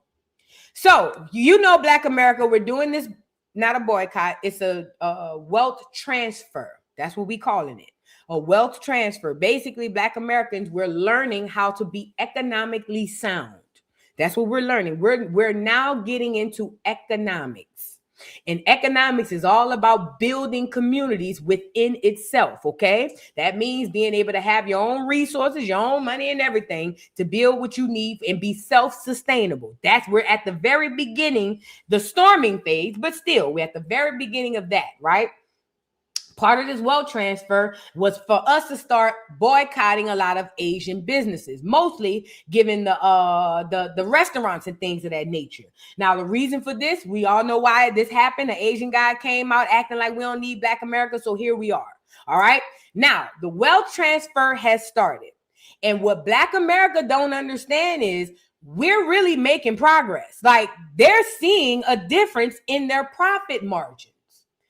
They will never tell you that, because if they tell you that, then they have to admit that you have power. This is why they fudge numbers during political season. So you won't ever believe you really the ones with the power. So they'll never come to you and say, hey, Black America, can you call off the boycott? Because this shit really working. They will never, ever, ever say that. They will die before they say that. But it's up to you to pay attention and look around, use your context clues, listen to yourself, use your discernment to see what's really going on. And at the end of the day, even I don't care where you are, especially in a lot of Black neighborhoods, a lot of Asian restaurants are getting slimmer and slimmer in there. Okay? Miss Tiara said, girl, please stop talking about people's children. Girl, to hell with Blue Ivy and you. Now, you and Blue Ivy could kiss my ass. Now what? You and Blue Ivy could kiss the blackest part of my ass. How about that? Girl, I don't give a fuck. You at the right place. I am not her. Girl, I don't care about no Blue Ivy. That's the last thing I care about. I care about a blue jaybird before I give a damn about a Blue Ivy. Now back to where I was. What was I saying? It's working, Black America. It's working. It's working. The wealth transfer is working, and they're losing a lot of money. Now, what's going to happen because they're losing money is now you're gonna start seeing the Asian restaurants shut down. They will never come to you and tell you that what you're doing is working. You'll just have to pay attention and look around. You see what I'm saying? To see how what you're doing is affecting everybody. Now, I did find this Asian girl. Let me reshare it because I don't want y'all to say y'all can't hear it. Like yesterday, it was acting crazy. But anyway, this Asian girl gets online to speak about how she believes the trajectory of Asian restaurants is going to be null and void within the next, I think she said 5 to 10 years, but I say 2 to 5. If Black America stays on code and Black America does exactly what it's supposed to do, wake up, do genealogy, get back close to God, and do this wealth transfer the way that we're supposed to, we can have them up out of this bitch in 2 years. All of them. Every single one of them. And remember, part of this economic strategy is not only to just get them out of here, but to replace them. We want to go, them buildings that they leave, we need to be going right behind them and opening up brick and mortars. Black-owned businesses, Black American-owned businesses. Does that make sense? So soon as we run them out of these neighborhoods, Black America, we need to be down to the bank or whatever we got to do to get our loans and get our paperwork in order so that we can go and turn that Chinese store into a laundromat, turn that Chinese store into a soul food restaurant, turn that Chinese store into a store for your neighborhood. Does that make sense? That's part of the economic plan. It ain't just about running them off. It's about replacing them after you run them off. Shout out to the brother and sister in St. Louis, Missouri, who have the Chinese restaurant or the Asian restaurant. That's what I'm talking about. It ain't just kicking them out. It's kicking them out and replacing them with you. That's the point. Kick them out and replace them with you. Let's get into this Asian girl speak about how she don't believe them restaurants going to be around a long time. And she said her parents own the Asian restaurant. Let's get into it. So a ticking time bomb that I feel like not a lot of people know about is the fact that most of your favorite local Chinese restaurants that are being owned by like Chinese immigrants are probably not going to be around within the next 10 to 15 years. And this is because, for context, my parents own a Chinese restaurant, and basically all of our friends and family in our like community also own their own Chinese restaurants. So, you know, what I know is happening is that a lot of these people who came to America, you know, a couple decades ago, opened up their Chinese. Did y'all catch that? A lot of these people who came to America a couple of decades ago. I'm 43. So people who came to America a couple of decades ago owning restaurants. That's crazy. America, you know, a couple decades ago, opened up their Chinese restaurants. They're getting to the age now where they are trying to figure out how to retire and how to essentially like what to do with the business. And so one of the options obviously is to sell it. Is that what it is? Or did y'all figure out that y'all people wrote a check that your ass couldn't cash? And now it's bouncing. I don't feel bad at all because this is a long time coming. And it's not to say that we're just trying to boycott businesses to hurt y'all. Listen, it's not about y'all. It's about us. It's about the fact that we've been coming into your businesses, patronizing y'all businesses, but yet we're treated like we're nothing. Yet we're treated like we're nothing. We're treated as if our dollars don't matter. We're treated as if you're tired of dealing with us. Yet you open up service industry companies where you have to provide customer service, you have to provide food, you have to provide us. You're cleaning our feet, but yet you don't respect us. We're just dirty people. Man, listen, it's crazy. It's crazy, and it's so funny seeing all of these think pieces go online, and they still fail to realize where all of this is coming from. As if we just got up one day and said, "Let's just boycott business." No. Where do you think the whole term hurry up and buy came from? Y'all been tired of us in your stores. You say it's because we're stealing and all of this stuff. Why keep opening up stores in the neighborhoods with us then? It's almost as if you can't open them anywhere else. And see, what's funny is you talk about the people moving here and immigrants are not opening up these businesses anymore. Or can immigrants not come over here the same way they did before because of this current administration? Oh, and let's talk about the fact that y'all come over here and don't like us, don't respect our money. Y'all treat us like we're less than, but you're doing our feet. You're serving us food. It's almost as if the higher class Asian community over there still in their country didn't have to come mingle with the lessers. Am I getting somewhere with this? It's almost as if this is like a second-rate job that y'all do here. Even though it's your business, you have to clean and file the feet of the very people that you despise. Let me add to this. I learned this. So the people who work in the nail shops and I don't care what foreign country they come from. This is what I learned because I spoke to one of them. A lady, she was an Ethiopian and she worked at a gift shop in New Orleans. This is what I learned about immigrants. Did y'all know that what happens is they come to America? Let's say a couple will come to America or a family comes to America. They get approved for a business. They then send back home to the poorest and the most downtrodden people. Listen. These the people who cleaning your feet in the nail shop. You could tell who the owner is because the owner might just be doing nails, but she'll never touch your feet. You see what I'm saying? Pay attention. The ones who's doing your feet and the ones that's in that nail shop are just as broker than you. And most of them are stuck there because they get stuck in these contracts where they have to come over here and work these jobs. And the people pay for their room, board, and food, but they only give them enough just to eat, sleep, and shit. Then leaving those other foreigners in fucked up shit. I learned it. I talked to the lady for an hour. And it ain't just the Ethiopians. All of them do that. I'm just giving y'all the tea. So when y'all go into these foreign jobs and you see it's an Asian and buku Asians working there, only 1 or 2 of them got it. All the rest of them is busted and disgusted, living paycheck to paycheck, and they can't even afford to go back home. They make sure they get them to America and they get stuck. Most of these people can't even afford to go back home. Yes, they are slaves. Yes, yes, they are slaves. They pay them by room, board, and shelter and food. That's how they pay them.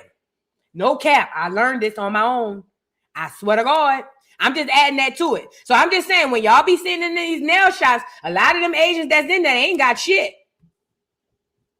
Let's wear that for size. I don't get it. But then y'all feel like y'all are better than us here, but y'all know how y'all are looked at home. Y'all know how people look at you at home. The people with the tech companies, the people with the pharmaceuticals. Yeah. Not the Chinese restaurants in the hood. She's right. She's speaking about a hierarchy. When you look at Asia and you look at them Japanese and them Chinese back home, the ones that's doing good, honestly, and you look at the ones over here that own businesses, they like middle class, low middle class, to the ones that's over there really getting it. I ain't gonna hold you. The ones, not all of them over here. I'm talking about the ones that own these businesses. They don't be rich. They be like low middle class, especially compared to what the Asians where they come from. We're not talking about the shanty towns in Jamaica or you know what I'm saying, or the shanty towns in Africa. We speaking about Japan, Korea, China. They really like lower middle class compared to where they come from. I'm telling you, the only thing they have in America is status. It's the status that they have. It's the status. It's the fact that you see that they own a store and in your mind, you think they got it. I'm telling you they don't. I'm telling you, not all of them. Not the nail salons where you got to scrape the feet of us niggas in the hood. We thought y'all was a quiet, docile community till everybody got online and drove saying how much y'all didn't need the black dollar. But if y'all don't need it so much, why is it a problem if we're not patronizing your businesses anymore? Why the uproar? What are you scared of? What are you scared of? Is it that your people not going to support your business? They don't need their feet done? They don't need their nails done? No. They don't want to eat Chinese food? No. Oh, y'all don't eat the Chinese food that you serve to us. Oh. They don't wear acrylic nails. They don't get pedicures. Remember, these people come to America to service you. At once upon a time, they used to come here and service you, and you used to treat them as such because they were workers. Now they come and service you, and you look at them as they're bigger than you, and that's the witchcraft. I'm telling you. Yeah, what are we even talking about here? See, and it's funny because I did a video on the stock market and how it's crashing in Korea, but everybody got in the comments saying it has nothing to do with what's going on in America. Listen, common sense ain't so common anymore. It has everything to do with what's going on in America. Listen, like I told you, them Asians will never tell you that what you're doing is working. But I'm telling you, it's working. It's working. It is definitely working, okay? And we got a lot of misunderstanding about them, and it don't really matter though, because we don't need to understand them. We need to understand us. And at the end of the day, if we continue on the trajectory that we are on right now, meaning us being serious about economics, serious about rotating our money within our own communities first, before it leaves. If we get real serious about that, we can have these folks up out of here in 2 years tops. If we really got serious. It's just about us and what it is we want to do. Remember, Black America, we are in an economy where everything sold to us is sold to us by everybody else. So it's never going to be a situation where we can't or we can only buy Black. There's going to be some stuff where we have to go outside of Black America. But what I'm saying is we need to start making a conscious effort, Black America, make a conscious effort to rotate our money within our own communities first before we send it outside. Meaning, before I go buy a Louis Vuitton bag, I need to go shop with another Black American-owned store or another Black American-owned business and let that money rotate to that business. And for the business, I need to take that money and rotate that through a Black American distributor. That's how you keep the goddamn money in your own household, in your own yard, and in your own goddamn pockets. And it's also how you get them out the paint. And guess what happens when you do that? They got to go back to their shanty towns. They got to go back to the low middle class of Asia. They don't want to do that God, no, they don't want to do that. That's why every day they get on the internet and say, you niggas are xenophobic. You niggas. That's why. Because the moment you do that, they got to go home.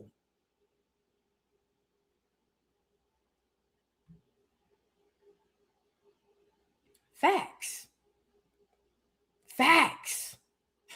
I need y'all to overstand. Facts. Mims, what's up, Mims? Thank you for the super chat. Says Dame should date a dentist and let him hook him up. Facts. Dame's teeth, but Dame said he got some new teeth, allegedly. Dame said he was waiting on his final permanent set of dentures. I don't know. Thank you, Mims, for the super chat. I appreciate you. Shout out to Mims. Northside Roger, thank you so much for the super chat. I appreciate you. Let's move on. We got more education. Now let's talk about how these Asians is still in Jamaica. Let me go pull it up first. So let me tell y'all what's going on. I think I talked about it once or twice before on the show. So in Jamaica, the Chinese have taken over. Hold on. So the Chinese have taken over Jamaica. They say the only time you see a real Jamaican out there now is if you go by Za. They say other than that, you got to go see an Asian or something like that, okay? Anyway, what's going on? So apparently the Asians or the Chinese have gone over to Jamaica, swore to God that they are now the new Jamaicans, that Jamaica is not exclusive to black, according to the new Asians over there in Jamaica. They say Jamaican is not exclusive to black, that Asians can be Jamaican too, because they from there, they got the accent. That's what the lady said. And then she also said that that basically there's nothing that Jamaica or nobody could do about it. That's what the lady said, right? And immediately I said, uh-oh.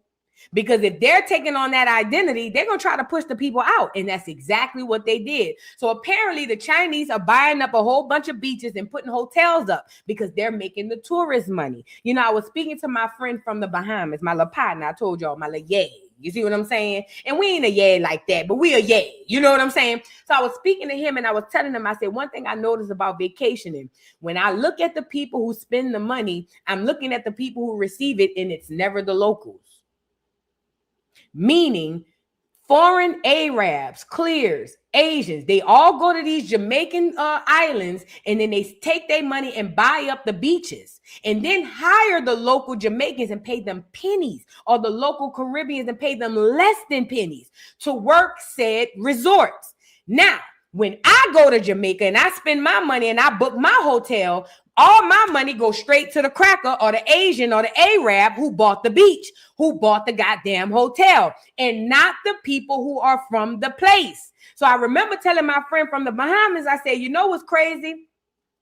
What needs to happen is y'all need to take over these governments, and y'all need to make sure that when tourists come here, the people are the first people to get the economic relief. Meaning, when these hotels make money, that money or a portion of that money need to be going back into the island. That's what I said. And it ain't just the island. That stuff needs to happen here in America too. Even in New Orleans. People come to New Orleans from all over the world. The locals don't make the most of that money. The cracker make the most of that money. That money belongs to us, because the white folks, people ain't coming from all over the world to see white people in New Orleans. No, they come from all over the world to see niggas in New Orleans. That tourist money should be going right back into the city. It's the same thing in America, the same situation happening in Jamaica. And this is a gag. This is the part I told y'all that really pisses me off, because we get all of these foreigners, especially these Caribbeans, in our politics, but none of them refuse to get into the politics where they are from. And I'm going to tell you why. Number one, a lot of them can't. They know better. Number two, most of them, if not all, or a lot of them are related through that Freemasonry. A lot of them are indoctrinated and sent here to do exactly what they doing. Stay the hell away from us. Go over there and mess with them. That's what they here for. So all of these Caribbeans want to make American politics good, but nobody want to go back to their island and make their islands good. They tell you everything you need to know, Black America. I want to show y'all this video from the Asians. Now, remember I told you the Chinese are buying up all of the buildings. The Chinese are buying up all of the beach space, and then they're taking the beach space and putting hotels up. Then, henceforth, making all of the money.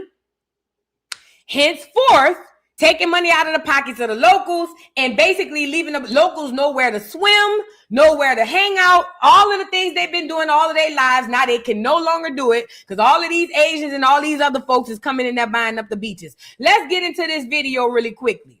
Get the likes up. I thought she was going to say something. She says, me after hearing Jamaicans burn down racist Chinese hotel in Jamaica. So this is what happened.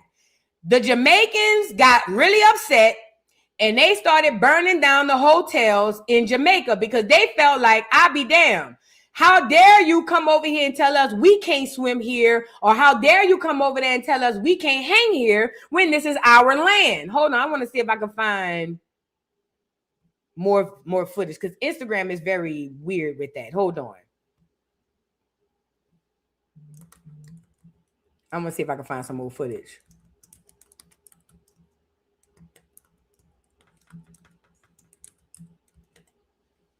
Let me see.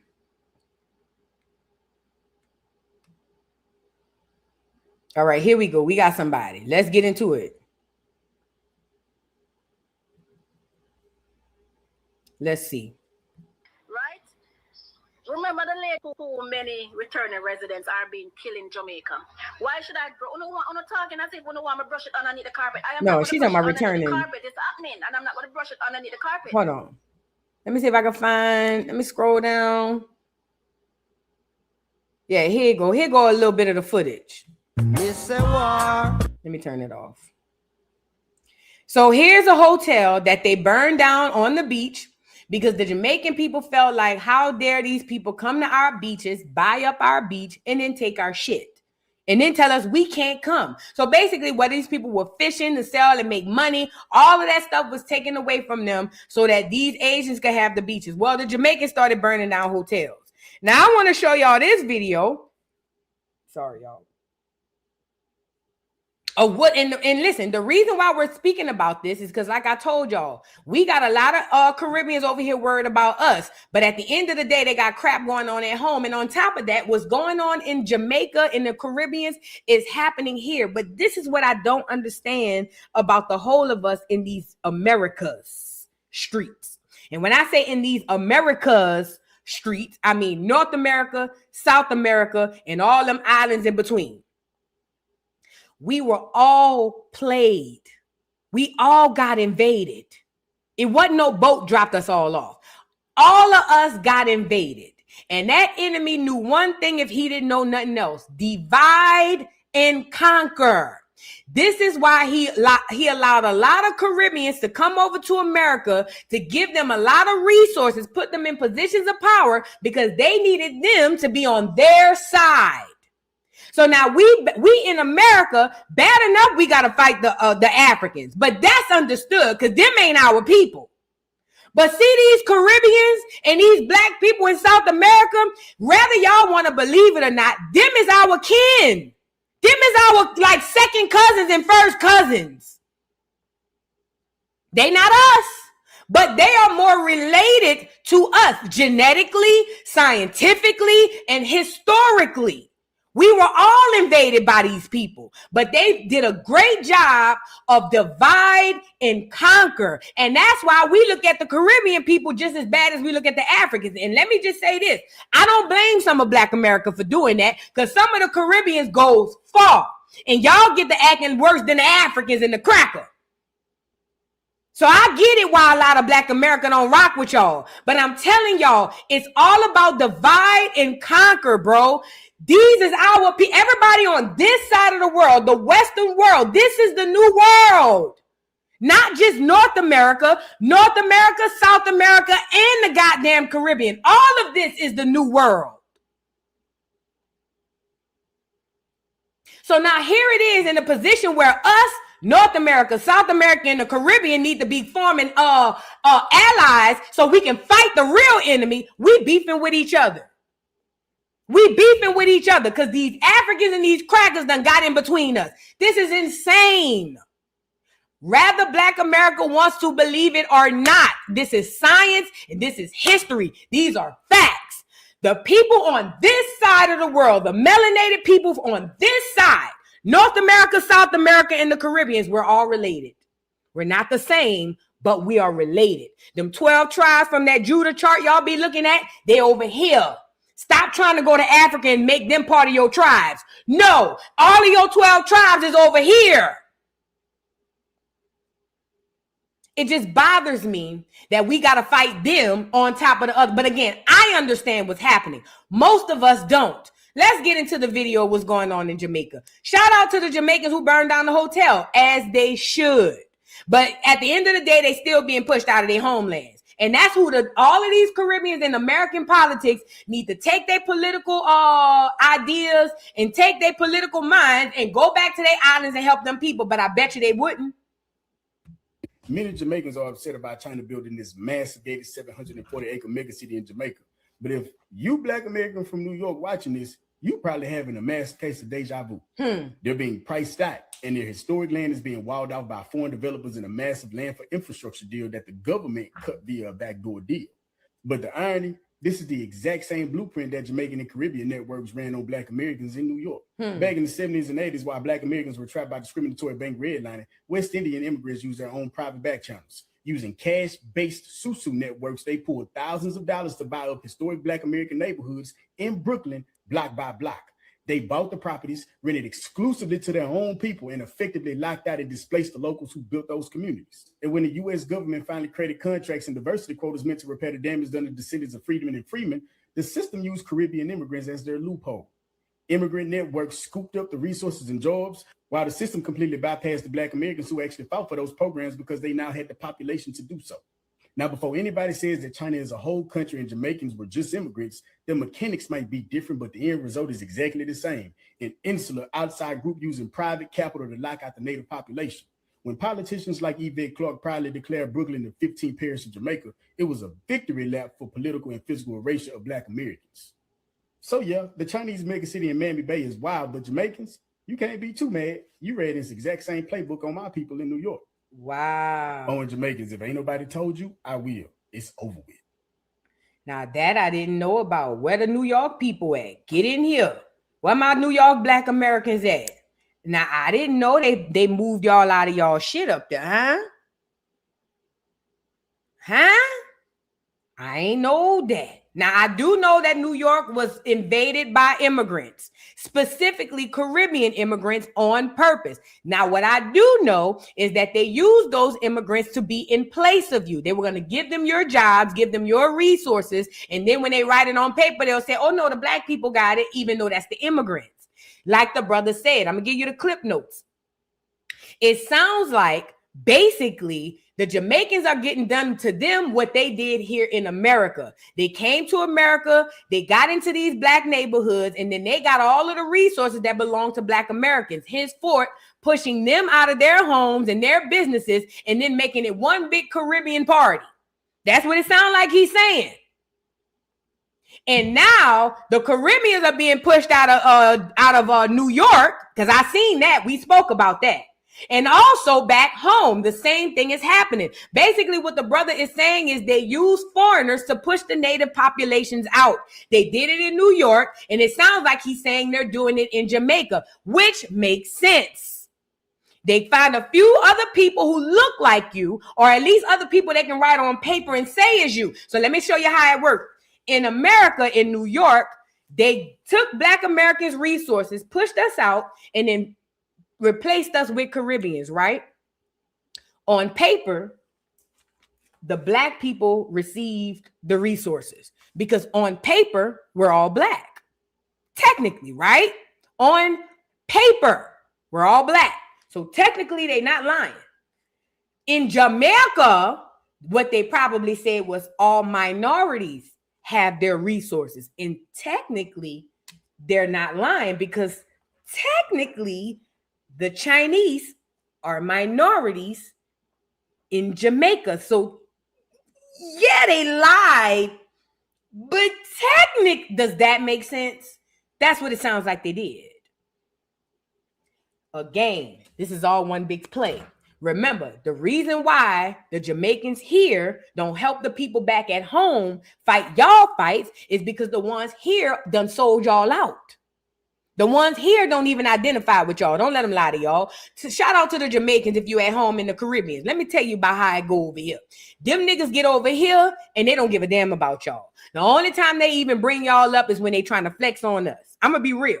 But if you look at it for what it is, the Caribbeans here give 0 Fs about nobody back home. I said what I said. And while they over here trying to run us out of our towns, they don't realize that back home, the enemy is using other minorities to run their own people out of their towns. You can't make this up.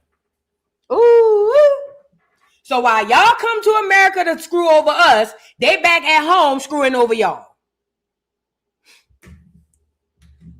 Lord Jesus be offense. And you know what, too? No wonder so many people from New York, so many Black Americans, let me back that up.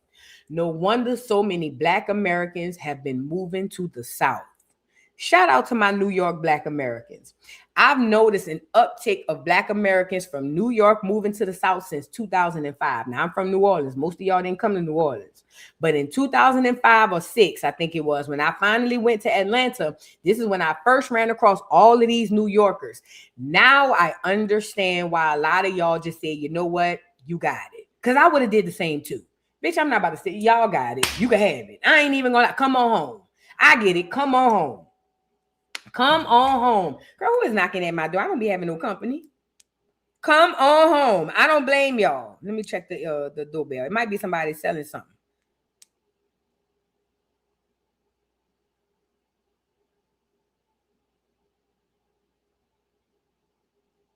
No, thank you. I got you. Miss Reed, right? Yeah. Anyways, like I was saying, I'm saying all that to say, yeah, we gotta figure out. Listen, Black America. We got to figure out how we can basically do what we need to do and keep our people straight here, right? And also for you Caribbeans, if you act like you care about your home, you could basically go home and help them, but you refuse to. This is what they do, though. This is all about divide and conquer. That's what this is all about. Divide and conquer, divide and conquer. That's the only reason it works. That's the only reason it works. I need the Caribbeans to get in line. I need y'all to understand, figure it out. Because while they using y'all to screw us over, they back at home screwing your people over. And rather y'all come to America to make new lives, I'm pretty sure you still got a grandmother back home. I'm pretty sure you still got a mother back home. I'm pretty sure you still got family back home. This is just my opinion. You know what I'm saying? I don't know. Everybody different. Let's move on. Let's get into TikTok stealing culture. Then we'll get into the last topic, which is Pan-Africans calling FBA the CIA. Lord have mercy. Y'all get the likes up, please. Get the likes up. TikTok stealing Black American culture. Now, Black America, let me tell y'all something what's really going on. So look, TikTok is a psyop. It just is. TikTok was created as a way to curate a space so that everybody around the world can have 100% full access to Black American culture. Do y'all know that? This is why a lot of Black Americans at one point, we were getting issues, or we were having issues about TikTok, because what was going on TikTok is we would put out the content. And then y'all remember, drop a 3 in the chat. We will put out the content, and then the clears and all the other foreigners would take what we do, repeat it, and go viral.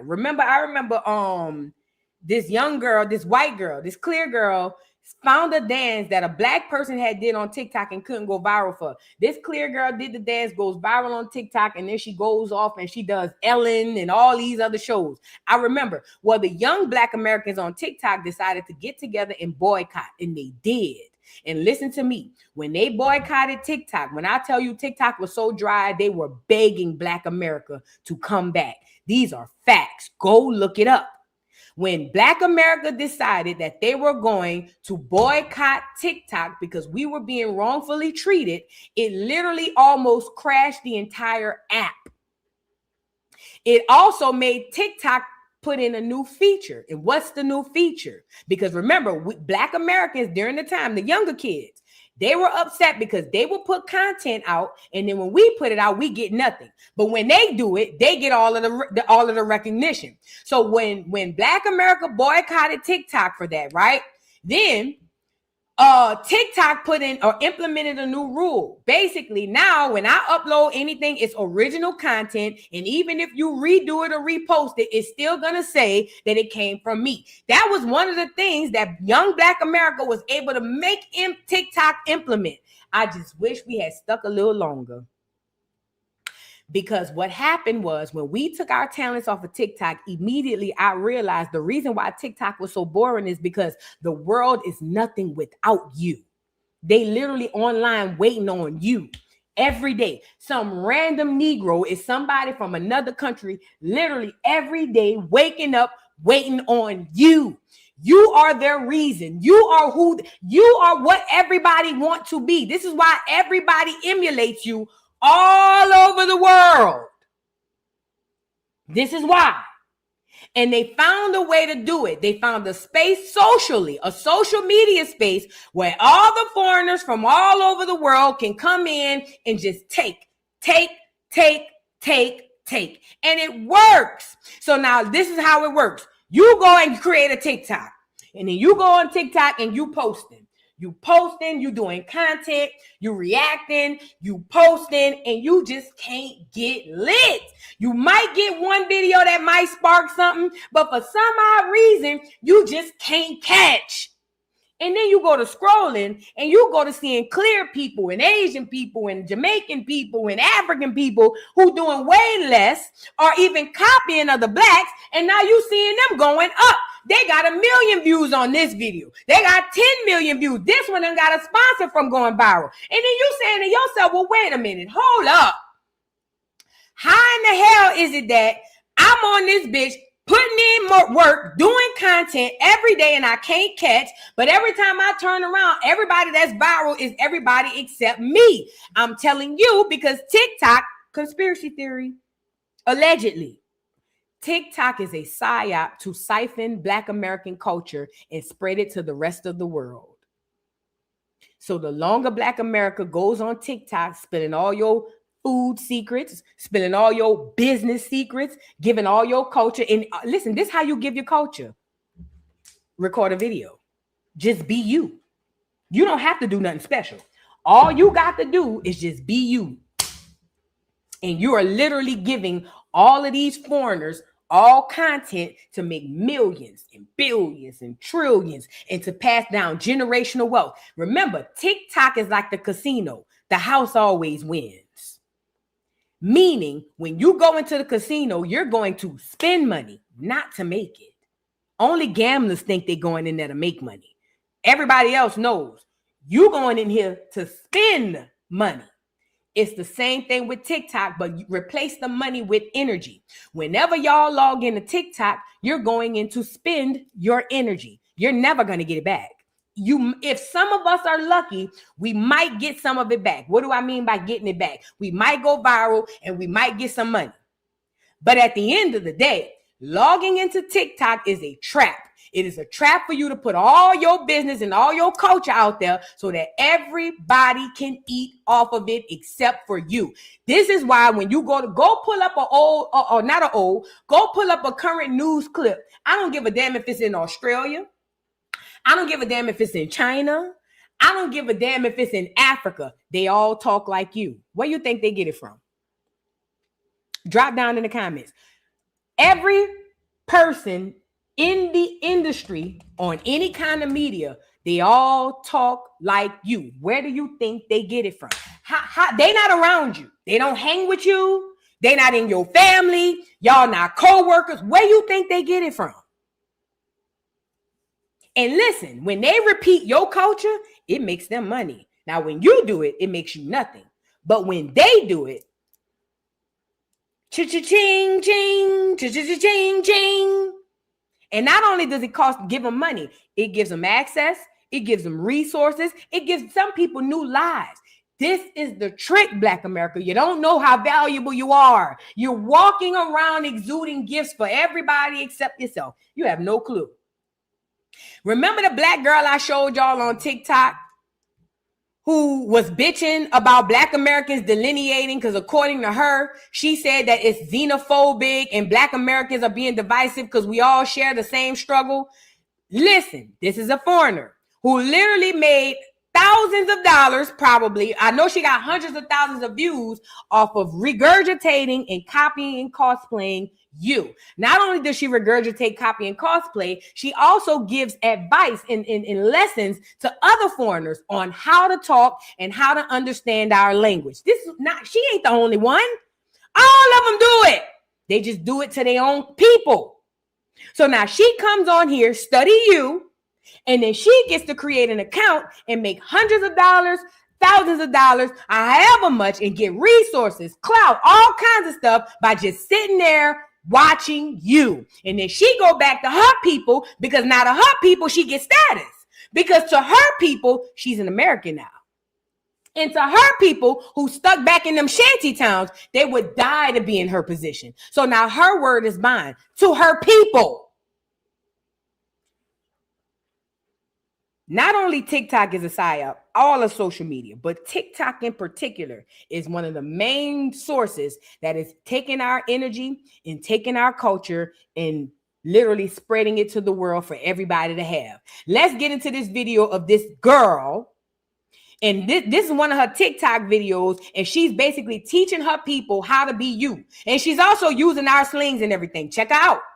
My favorite Black transitional phrases, not to be confused with the etc. phrases, because y'all was mixing some of them. Okay, so boom. That tells me immediately lock in.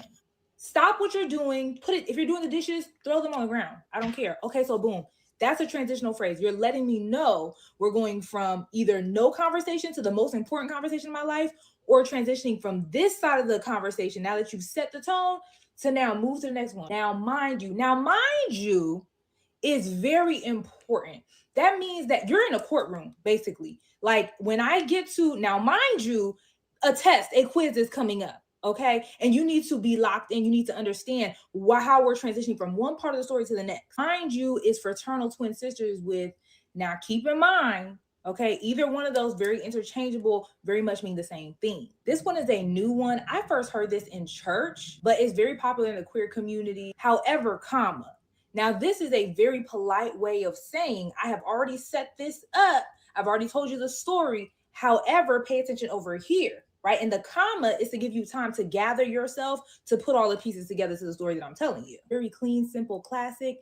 Now, fast forward. So now there's been a transition of time. We have time travel when the now fast forward comes into play. Now you can also combine now fast forward with a little bit like I bet. So now fast forward. Now I bet me, like when I do this, that's, so we've closed this chapter. We're going to time travel. And now we're going to show up in another point in time so we can continue the story, so we can put all of this together. Me personally, I'm a now mind you. The bigger the inflection in my mind you, that is how serious and how much you need to lock in. Now, mind you, those are different scenarios. Comment your favorite one in the comments and tell me where you're from, because the transitional phrases might be different in your part of the world.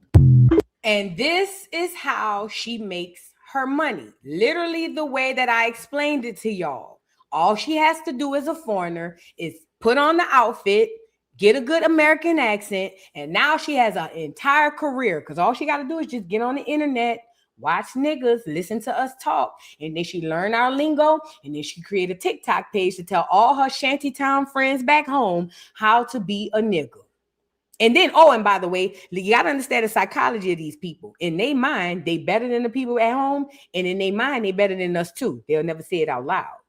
But in their mind, they better than the people they talking to back at home. And in their mind, they better than us. When in fact, they are not. They are not. This is what it is. And it's very obsessive, like somebody said in the comments, and it's extremely weird. I told you these people, if they could wear our skin, they would. This is what they do. If they could wear our skin, they would. The only reason they don't wear it is because they can't. But if they could, you got to know they would. If they could put our skin on and go to God and say, God, I'm them, they would do it. That's how much envy, which turns into jealousy and hate, that these people have for us. And this is why when you talk about delineation and you talk about separation, they hit you with the witchcraft. Oh, that's xenophobic. Oh, you being separatist. That's the witchcraft, because they don't want, if you separate, they got to go back home. They don't want to go home. If you figure out who you are, then they got to know who they are. They don't want to go back to who they are. They know who they are. And not only do they know who they are, they know who you are too. They don't want you to know it. They just need you to think that you just a slave from Africa who don't know who you is. I'm telling y'all, Black America, listen, and this is the worst thing, because we all use social media. There's nothing we could do to stop these people, you see what I'm saying, from saying the things and copying us. However, I was thinking about this the other day. I think, and I know we got some intelligent brothers and sisters. Hold on. I'm looking up something. I think that we need to create systems, because that's the only thing that we need to deal with is systems, because that's what they have. Systems. I believe that we need to create systems to basically combat that, what we're dealing with. So I don't know what kind of system it is, maybe some sort of protection, but you can't say it's for anybody Black. You can't say Black.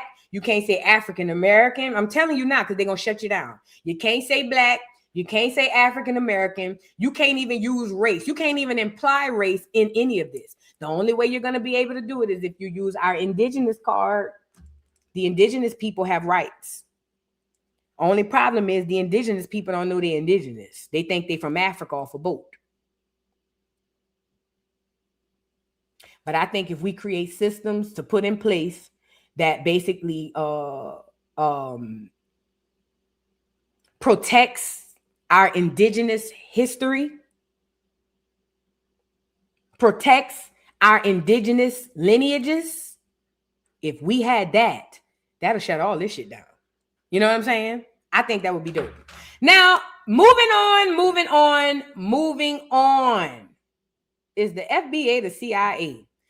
Courtney 86, thank you so much for being a member for 17 months, says, yes, boo, photos, videos, Captain, contain a piece of our soul. The elders knew better. People acting slow in this new age group. Listen, the elders were so smart. The elders knew better not to run up in them hospitals. That's why we getting screwed over now. We called our elders slow. And what else we said our elders were? Oh, they just old fashioned. No. They knew. The elders knew not to go in them hospitals. That's why they lived to 100. That's why now niggas is dying at 40. When the elders stayed out the hospital, they lived to 100. Okay? I'm just saying. So yeah. We should have definitely listened to the elders. And yes, that's why we're here. Yeah. We're here. That's why we're here, because we don't listen. We don't listen and we don't communicate. Thank you so much, Hey, it's Trey for the super chat. Says, yes, boo, I just asked my fam if I can put a trailer on the family land. The tethers pushed us out of, but the whites are going to do the same to them. Wow. That's another thing we got to get rid of. With this generational wealth, we can't keep screwing our own family over, bro. That's crazy. I'm sorry to hear that, Trey. Nicole Smith, thank you so much for the super chat. Says, get Professor Tether out of here. Facts. Thank you so much for the super chat. Thank you. Now let's get into FBA CIA. There's a whole thing going around the internet saying that the FBA is the CIA, and I'm saying that I don't believe that. All the way. It's complicated, y'all. And I know I got a lot of FBA people on here, but I got to say this part because I'm going to be real. Like, I can only be real. I don't think FBA as a people is CIA. Absolutely not. But I do think Tariq is. I ain't gonna lie. I'm being real. I think Tariq is the CIA. Now, do I think delineation is a CIA movement? Absolutely not. That is prophetic. That is biblical. That is supposed to happen, and that is what's going to happen. But what the enemy is doing is they're using the witchcraft, the reverse psychology. All witchcraft is a manipulation of your reality, right? So what is the enemy doing? Oh, these niggas want to delineate. It must be the CIA. It's got to be the CIA. These niggas, they are trying to delineate. We cannot let them delineate. These niggas must be run by the CIA. Let me also add this. I know for a fact that the mass majority of Black Americans in FBA are, I'm not an FBA. I am by definition, but I'm not by identity. I don't identify as an FBA, but I'm a Black American, okay? Now, let me just say this. As an FBA, I don't think that y'all out here doing no CIA work. As a matter of fact, I know that the mass majority of people in FBA really want to see change, and that's why I'm here. But if I'm going to be real, if I'm going to be 100% honest, I will say that I do think that there's some CIA elements stuck in there, in the movement altogether. I'm not saying y'all. I'm not saying you a CIA. I'm saying that there's some things behind the curtains that a lot of y'all can't see. But back to the delineation movement, because what they're trying to attack by saying that FBA is the CIA is the delineation movement. And that is where I have a problem, because the delineation movement is the best thing that ever came out of FBA. The delineation movement is what needed to happen, and it was going to happen. But the enemy is trying to do the witchcraft to make you feel like it's the CIA, to make Black Americans get up out of there. And I'm telling y'all, don't fall for it. If you are a friend or an FBAer, continue to be an FBAer. Anything to get you back to who you are, I'm here for it. You know what I'm saying? But do not allow these people to make y'all believe the FBA is the CIA, especially if you specifically know that that ain't what type of time you on. But I would also say to Black America, be mindful of these groups y'all, or in these organizations y'all join. Be very, very mindful, Black America, of these groups and these organizations that you join. Let's get into it. I am now 100% confident that this is not our fight. We're not going on the front lines. It's manufactured by bots in the CIA. That doesn't mean that every single creator who is parroting this nonsense is a bot or the CIA, but I'm convinced that's where it's coming from. Why am I convinced? Because these people are saying the same thing over and over again. They're spamming my comment section. They're replying to multiple comments. They're flooding my comments saying the same talking points. We're not going out on the front lines. This is not our fight. Black people, we stay home. We're resting. You're saying the same thing in the same exact way, in the same exact cadence. This is not organic. These people are in the minority, and I'm okay, and I will rest easy knowing that this is not the majority. This is not the sentiment among the majority of Black people in this country. So if you are alarmed like I was yesterday because these people keep popping up in the comments and making videos, I am 100% convinced this is an FBI or CIA psyop, and I will no longer be responding to it in my comment section. If you come to me with that BS, I will be blocking you. Thank you for coming to my TED Talk. Remember, the only reason why they're saying that the FBA is CIA is because the delineation movement is working. That's why he's saying that it must be the CIA, because it is working. Black America, don't let these people fool you. That's the witchcraft. Now, he said himself that he don't think that all of the Black Americans inside of FBA are CIA, but he believes that it's CIA-ish. I do too. But I don't think that the delineation thing is CIA. I think there are Black Americans who are tired of what's going on, and we are delineating, and we're not wrong. We're not wrong at all. But again, this is the witchcraft. Let me show y'all this other video. Hold on. Get the likes up. Now, who is this dude? I always see him. Is he a tether or is he a Black American? And let me also say this, Black America. Y'all be thinking certain people be beefing and they really co-workers. Take that information and do with it as you please. Who this dude is? Who this dude is? I don't know who this guy is. I always see him on the internet. He's biracial.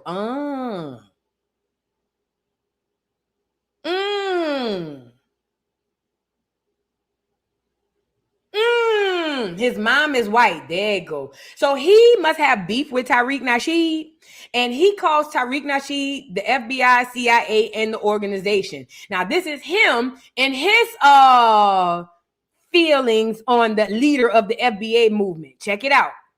FBA, the Foundational Black American. These niggas ain't involved in nothing outside. They ain't doing shit outside. They on the internet looking for niggas that look just like them to degrade and call tethers all day. I don't see these niggas doing no work against none of these fucking Nazis, none of these fucking Klansmen, nothing. All I see is them niggas calling out other black people all day. That's divisive as fuck. Questioning niggas. Where you from? Where was you born? Nigga gotta show you your freedom papers? Damn, massa. I gotta show you the freedom papers? Who is these niggas on this nag? Bunch of motherfucking Stevens over there trying to check a nigga blood. Let me say this too. Remember I told y'all about the mulatto Trojan horse? We speak about it on Educational Friday over here. The mulatto Trojan horse is real. When they breed black people with white people, I'm not even being funny. It really do something in the head. I swear to God, I'm not being racist. Black people is not supposed to breed with white people. Whenever black people breed with white people, I ain't gonna lie, in their brains, it psychologically, it does something. And this is where the enemy comes in, because they can then take these people who are in the middle of the road. They ain't black, they ain't white, they somewhere in between, and they're a whole lot of confused. They can take these people and utilize them to their advantages. He gives me mulatto Trojan horse. He gives me the guy who's black enough to use the N-word, but white enough also to make sure that he carries out master's plan. That's what he gives me. That's exactly what I read from this dude. A mulatto Trojan horse who's sent here to be black enough to use the N-word, but white enough to carry out that cracker's plan. That's what I get. Want to check a nigga papers. Sound like ICE. Another 3-letter organization. Healing and perspective, or hate speech and fear mongering. But a lot of us only know how to be in community with abusers. So when niggas start talking about healing, when niggas start talking about organization, we start talking about inclusion, we start talking about mass communal practices. You've never seen that. That's not your experience. That's not where you feel comfortable. Calling niggas names, checking niggas verification. What hood is this? What hood is that? Now, if we was gangbanging and killing each other, it would be a problem. But it's not a problem when a nigga asks where you from, and it's on the internet, and it's on the basis of a culture that we created out of oppression. You don't want to let other niggas participate in your culture because they come over here and degrade him. And you know the business of colonization better than anybody. These niggas is brainwashed. I'm not going back and forth with no nigga that come here from another country in search of the American dream when I know this shit is a nightmare. I'm not going back and forth with no nigga that think he finna get some favor from these white people. I see you niggas that's born in America do the same shit. Michigan head coach, that nigga ain't no tether. Stephen A. Smith ain't a motherfucking tether. Yes, How many niggas have we seen tap dance and degrade black? Stephen A. Smith is definitely a tether. This dude is lying and talking out the side of his neck. He talking out his ass, actually. He's saying a whole bunch of shit. Like, so because they're black, we supposed to allow them to come over and take advantage of us because they're black. I don't understand what it is. I don't get him. People that are from America, born in America. When niggas do it from abroad, I don't say it's an issue with them. I know that they're brainwashed by the system because they went through colonization over there just like we went through it over here. Why the fuck is they leaving Africa? Because Europeans are destabilizing their countries, inserting capitalist dictators, fascist dictators in more democratic socialist societies, toppling governments, and then sending the niggas fleeing. Where do they go? To America. And what do? They come through with their religious minds, with their colonized minds, and destable black American revolutionaries because they don't know no better. And it's a bunch of niggas in America that don't know no better. They only are used to being in community with abusers. We have been oppressed. So because they don't know no better, we supposed to give them a pass. I don't understand what this rant is about. Because he's admitting a lot of the bullshit that goes on, but I don't understand. So because they don't know we supposed to give them a pass, and because they come from shanty town, what is it that this why I don't listen to these kind of people? This why? Because this nigga, and you know what's crazy? It'll be ironic, but true, allegedly, that him and Tyreek is co-workers. In this country for 400 years. Some of us don't know how it feels not to be oppressed. Some of you ain't comfortable if you're not oppressed. You've never created an idea of what freedom looks like for you.